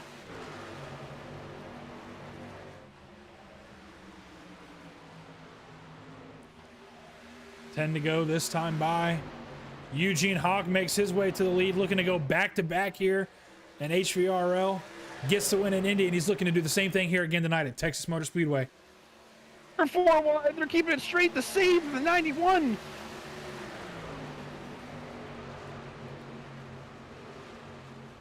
Aaron Douglas right now, I don't know if he has another save like that in him. That's his 3rd one of the night. Patrick Camburn looking to make the move on KT McCann going into 1. He's going to try to hug the line. He slides up a little bit, leaning on him. That's going to open the door for Nava. Nava looking to make the dive down the inside. Patrick chasing him all the way down the track. A little bit of contact. And the caution flag is out, unrelated to that incident, but I wouldn't have been surprised if it was going to happen there. Oh, big junk. The 28 of Clint Hackett around, the 00 involved. Looks like Sean may be involved here again. That caution helped out Randy Cornwell, though, because he was just about to go a lap down. We'll see. We'll hop on board with Sean Happick. Oh, Clint Man, Rubber's Hackett. racing. Clint Hackett just... Let me see here. It looks like Clint and Andre involved. Andre just kind of drifting down the track a little bit. I don't know if he was a little bit of target fixation there, but 19 just gets into the right rear of Clint Hackett on the backstretch and nowhere for a lot of these trucks to go. Sean Happick involved. He gets absolutely arca-braked by the 11. Frank Zimmel just doesn't even try to slow down. The 00. A lot of cars involved in that one. After the 00 fact. got airtime. Yeah, a lot of cars piling into that one. I mean, the wreck happened in the middle of the backstretch, and we got cars getting sent into the wall in turn 3. So, I mean, plenty of time for these guys to slow down here, and maybe some penalties issued for that one as well. A lot of unnecessary contact after the yellow flag came out on that one.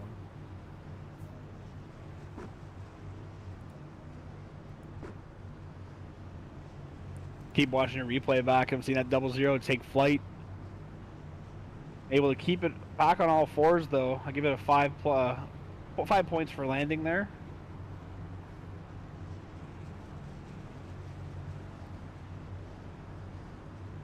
And unless I'm blind here, I'm not seeing Randy Cornwell on the chart. Oh, there he is. So, yeah, I'm just blind. So, he scored around the 20th spot. So, as Will said, doesn't go a lot down, but it's going to be a lot of spots for him to try to make up here in just 5 or 6 laps. And I don't know that he's going to be able to do it. So, I guess now for a little bit of drama, can Eugene Hawk go back-to-back here in his first 2 races in the High Velocity Racing League Truck Series?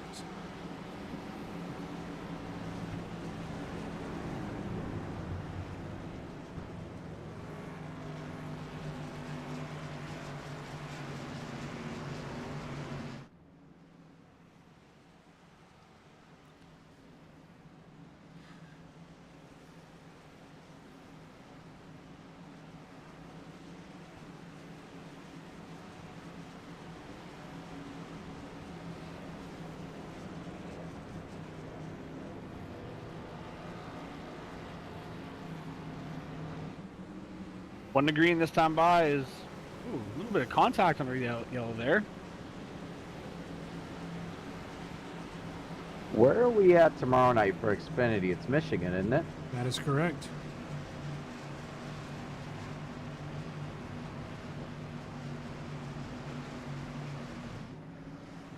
I haven't even looked if it's a day race or a night race either. It's a day race. I don't think Michigan has light. That's going to be warm. Yeah, I did a couple laps the other day. I mean, literally like no more than 5, and it's going to be slick.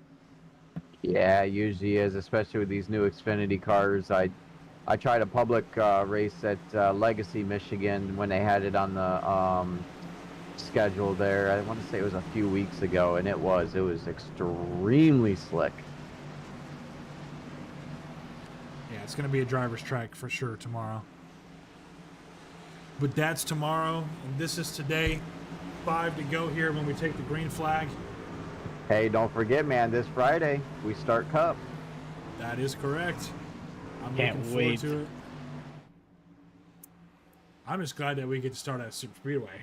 But again, nonetheless, that's Friday. This is today. Eugene Hawk starting in P1 in the Geico restart zone. Green flag. Green flag, green flag, green flag. Shout out to Moon Clean Car. launch. Yeah, I mean, Eugene Hawk with a hell of a restart there.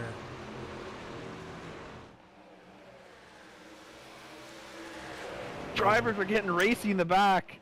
I know we got a battle in the front, but we're 4 wide again on the backstretch. Able to keep it straight. They go 2 by 2 by 2. Tight racing right now for, I think it's 8th on back, and everyone's coming to the tri-oval. KT, oh yeah. That door Saves wasn't it. quite open.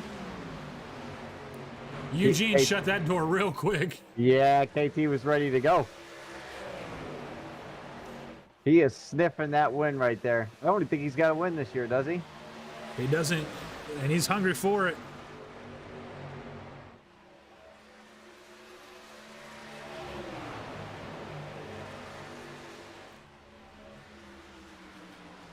2 to go.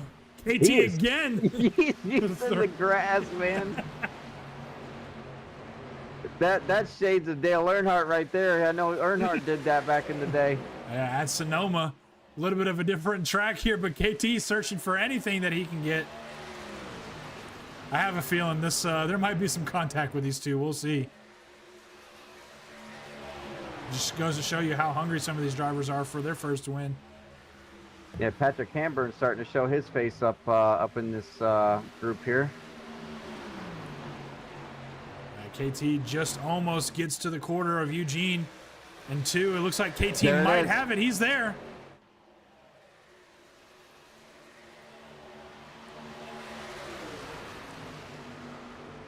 That outside line can get a good run, though.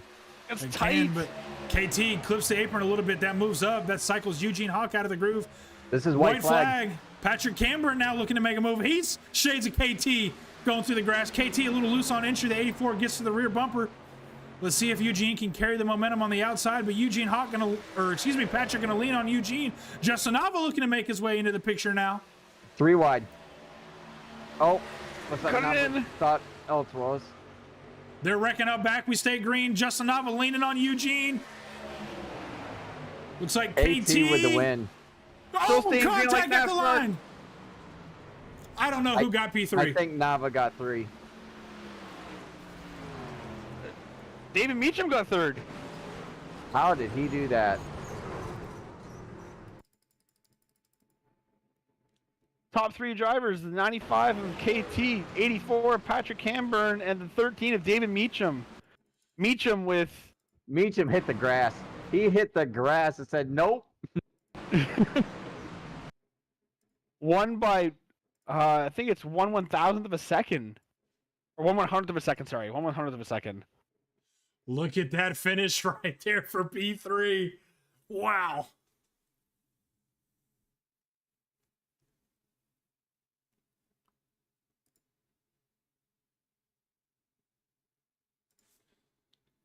That's one hell of a finish right there for P3.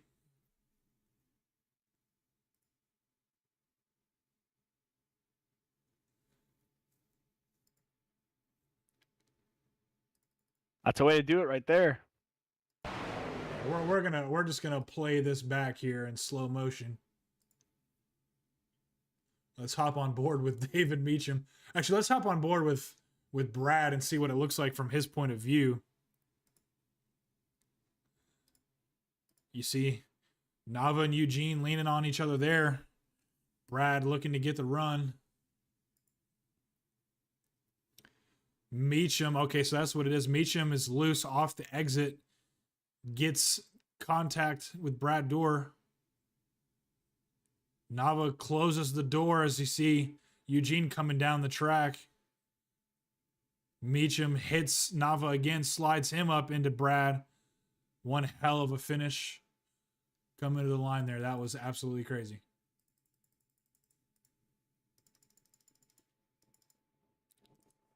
Would have missed that if we threw the caution. Yeah, we would have. NASCAR should take some notes.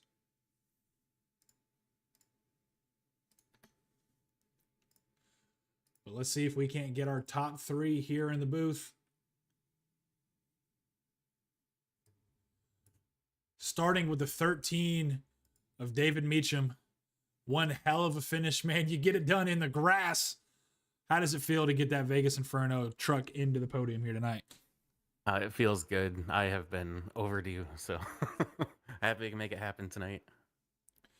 Yeah, and we knew that the end of this race here was going to be quite interesting with all of the drivers up front. I mean, that was anybody's race there, and again, you're able to come away with the podium. I mean, you had a relatively quiet night tonight, but not for a bad reason. I mean, you were able to run up front all night. I mean, how good does it feel to finally kind of get some luck go on your side here and get on the podium? We've seen you kind of get involved in some stuff here in these last couple of races. So how does it feel to, again, just be able to be there at the end when it matters? Feels great. I've been putting myself in bad spots the last few weeks, and I got caught up in things. That's what happens. I just needed a clean race, and it finally happened today. I didn't make too many mistakes, so it was a good clean racing up front pretty much all night. It was fun. Absolutely, man. And again, able to get it done in the grass there. So congratulations to you, man. And before we let you on out of here, is there anybody you want to give any shout out or thanks to? Thank my wife for putting up with me doing 2-3 races a week for the league, and thanks you guys for putting on the league. And then thanks to teammates, we had pretty good communication tonight. It was a good race, and thanks Inferno let me put him on the truck. Absolutely, and there you go. That was your third place finisher, the number 13 of David Meacham, able to come away with a podium after some unfortunate luck going his way. But now we bring up the 84 of Patrick Camburn up in the booth. One hell of a finish, man. You guys were going for every ounce of real estate you could get out there. How does it feel to come away with P2? It feels great, especially starting off with the drive-through from last week. Really just looking to get into the top 10 and have a decent day. Yeah, and you're able to do so. We saw there at the end, I mean, everybody leaning on each other. You got Eugene and Nava leaning on each other, and, Brad was up there, and David and KT. So how tense were you there for those last few laps? Extremely tense. But it's super fun running with those guys. Everyone ran super clean. I want to apologize to Eugene there. Ran him wide coming out of 2 on that last lap. Just got in a little too deep there. Gotcha. Yeah, we're still able to come away with P2, man. And, congrats to you. You've had a pretty solid season, up to this point. You've shown speed in the truck. So glad that you're able to make your way to the podium here. Ray, you got anything for Patrick? Man, it was a hard race. Definitely, you had a really good truck out there. Tell us a little bit about your tire strategy tonight. You were making a lot of good gains on pit stops and whatnot. What was your plan? Are you trying to take a little bit less fuel? Were you just kind of, hoping to stay out there? What was your goal tonight on pit stops? It seems like it worked out for you tonight. I feel like a lot of guys are a little timid getting into pit road, especially on the cautions. So just maximizing my entry, making sure I'm tucked up underneath the guy in front of me, and then not making mistakes, getting in my box clean. Well, definitely a key factor for you tonight is helped out and secured that P2 finish with a great battle at the end there. Bryce, back to you there if you have anything else for Mr. Patrick. No, just wanted to ask, man, before we let you on out of here, man, is there anybody you want to give a shout out or a thanks to? I'd really like to thank these K&W Motorsports guys for bringing me along. I know they had a guy drop out, but they've been a ton of help, a lot of insight as far as beforehand I was by myself, didn't really have anything to base myself off of. So when I ran practice, I didn't know the lap times or what was good, what wasn't. So really want to thank them, and I just want to thank you guys for putting on a hell of a show. Gotcha, man. Well, congratulations, man. Patrick Camburn, P2 here at Texas Motor Speedway. But now we will drag the number 95 of KT McCann, finally able to get it done here in High Velocity Racing League, man. You've shown, some really good speed over these last 2 seasons, and it was about time, man. I felt like you were a little overdue. How does it feel to finally get a win under your belt here? I gotta pee. No, man, I have spent 2 seasons turning top 5 finishes into either DNFs or penalties. So yeah, that feels good. I'm pulling Daryl Waltrip over here, throwing the monkey down, talking about I got that thing off my back, doing the happy dance. And man, and how important was it for you? We talked to Cornwell there at the end of stage 2, and you two teammates able to kind of control the restarts and control the race up front. How important was that for you in your victory here tonight? I didn't have short run speed. We were just working together to make sure we could neither one of us to get stuck on the inside or the outside and just get in our rhythm and just run the race. I mean, a lot of those cars behind me had way more short run pace than I did. Well, the short run pace turns into long-term pace. And, we were talking about it here, man, kind of hard to get in a rhythm with all those late cautions, but, able to get it done. Unfortunate penalty for your team right there with Randy Cornwell, but I know you were happy, man, just to see a little bit more of those laps, go down under yellow, less laps to have to fight for. But, man, that was one hell of a finish in your rearview mirror. We saw you kind of battling there at the end. How stressful were those last few laps there to try to maintain and get the lead out front? Oh, man, we were racing hard. I think me and the 40 got together. I think me and the 84 got together. And ain't no hard feeling. We were just all racing. Everybody's trying for every tiny little inch out there. I think the 84 just barely clipped my bumper coming out of the tri-oval after the white flag lap. And, it just had me wiggling all the way going into 1, but it slowed us both up enough where third through fifth got side by side, and that just gave me enough room to, keep on, just run my line and get it to the end. Gotcha. Ray, you got anything for our race winner here tonight? A lot of those restarts we were noticing when you're starting on the outside line. No fault yourself. It's just it looked like it was kind of a laid back restart. We mentioned that quite a bit. When you got to the front there, though, I don't know with your teammate if everything clicked up, but near the end of the race, you started picking it up and you're able to pull away from P3 there most of the times. Is that kind of more of a strategy thing going on tonight, or was that just a little bit of miscommunication on the restarts that still worked in your favor, of course? But what would you say that happened there exactly? Honestly, we were talking about this almost the entire race. Something with my pedals or something. There was a lag when I would hit the gas. I tried restarts, full throttle, holding it back with the brake. I tried restarts just mashing the gas as soon as we went. I tried restarts in first gear. And it's like everything just kind of lagged. There was this lag. You might have seen us a couple times passing the pace car, like shooting forward a little bit. We were talking on Discord, just trying to figure out what was going on with this lag. Well, nonetheless, though, I mean, even with a little bit of a sticky throttle situation going on right now with your truck, still able to pull out P1 tonight. Who do you got to thank tonight for this awesome victory and for your truck there? First off, thank you all for putting this series on. I enjoy doing this every week, every Monday and Sunday night. And, thanks for a teammate, having guys to race with. Misfits, we're all local. We know each other. We hang out and race together in real life. So that's Misfits is pretty much just three guys that hang out all the time anyway, playing video games. Hell yeah, man. Well, congrats to you, man. Again, finally glad to see you here in Victory Lane and High Velocity Racing League, and look forward to potentially seeing you up there again. Randy Cornwell has 2 wins. He's a teammate of yours, so you're next on the list to get it done, man. Again, congratulations to you, and look forward to seeing you next week. Thank y'all. Enjoyed it. All right, well, there you go. That was the number 95 of KT McCann getting it done here at Texas Motor Speedway. We heard it from him. He's been here, and all of our series since we've been starting here, and he's a longtime runner in High Velocity Racing League, and it's good to finally again see him get his way there in Victory Lane. But Texas Motor Speedway, one hell of a race, man. There were trucks everywhere. We saw, some self spins. We saw, some 3-4 wide incidents. I mean, we saw huge impacts after the yellow flag is out. I mean, I think tonight's race had just about everything except for green flag pit stops. Excuse me. I don't know why I'm so all over the place here tonight, but hell of a run from everybody out there tonight. And I mean, I must say it was really fun to watch up here in the booth. Definitely was a good one, Bryce and Kern. All the hard work that you put on the race control tonight. Excuse me. I know all the drivers out there appreciate it, and they put on one heck of a series. Been amazing to watch, and the broadcast with you guys tonight was amazing. So thank you for the opportunity to let me broadcast with you guys, and I'm excited for next week. Yeah, we've got Michigan in the Xfinity car tomorrow. It's going to be hot. It's going to be slick. I promise I'm describing a race and not something else. I'm looking forward to it. It's going to be interesting to be out there and see how everybody can put it down and really just try to keep it clean. Our next race here in the trucks is going to be the Nashville Fairgrounds. So that's a track that's very local to me. It's a short track. It's a little bit of the unknown for these drivers. I don't think we've yet to go to a short track here in the truck series.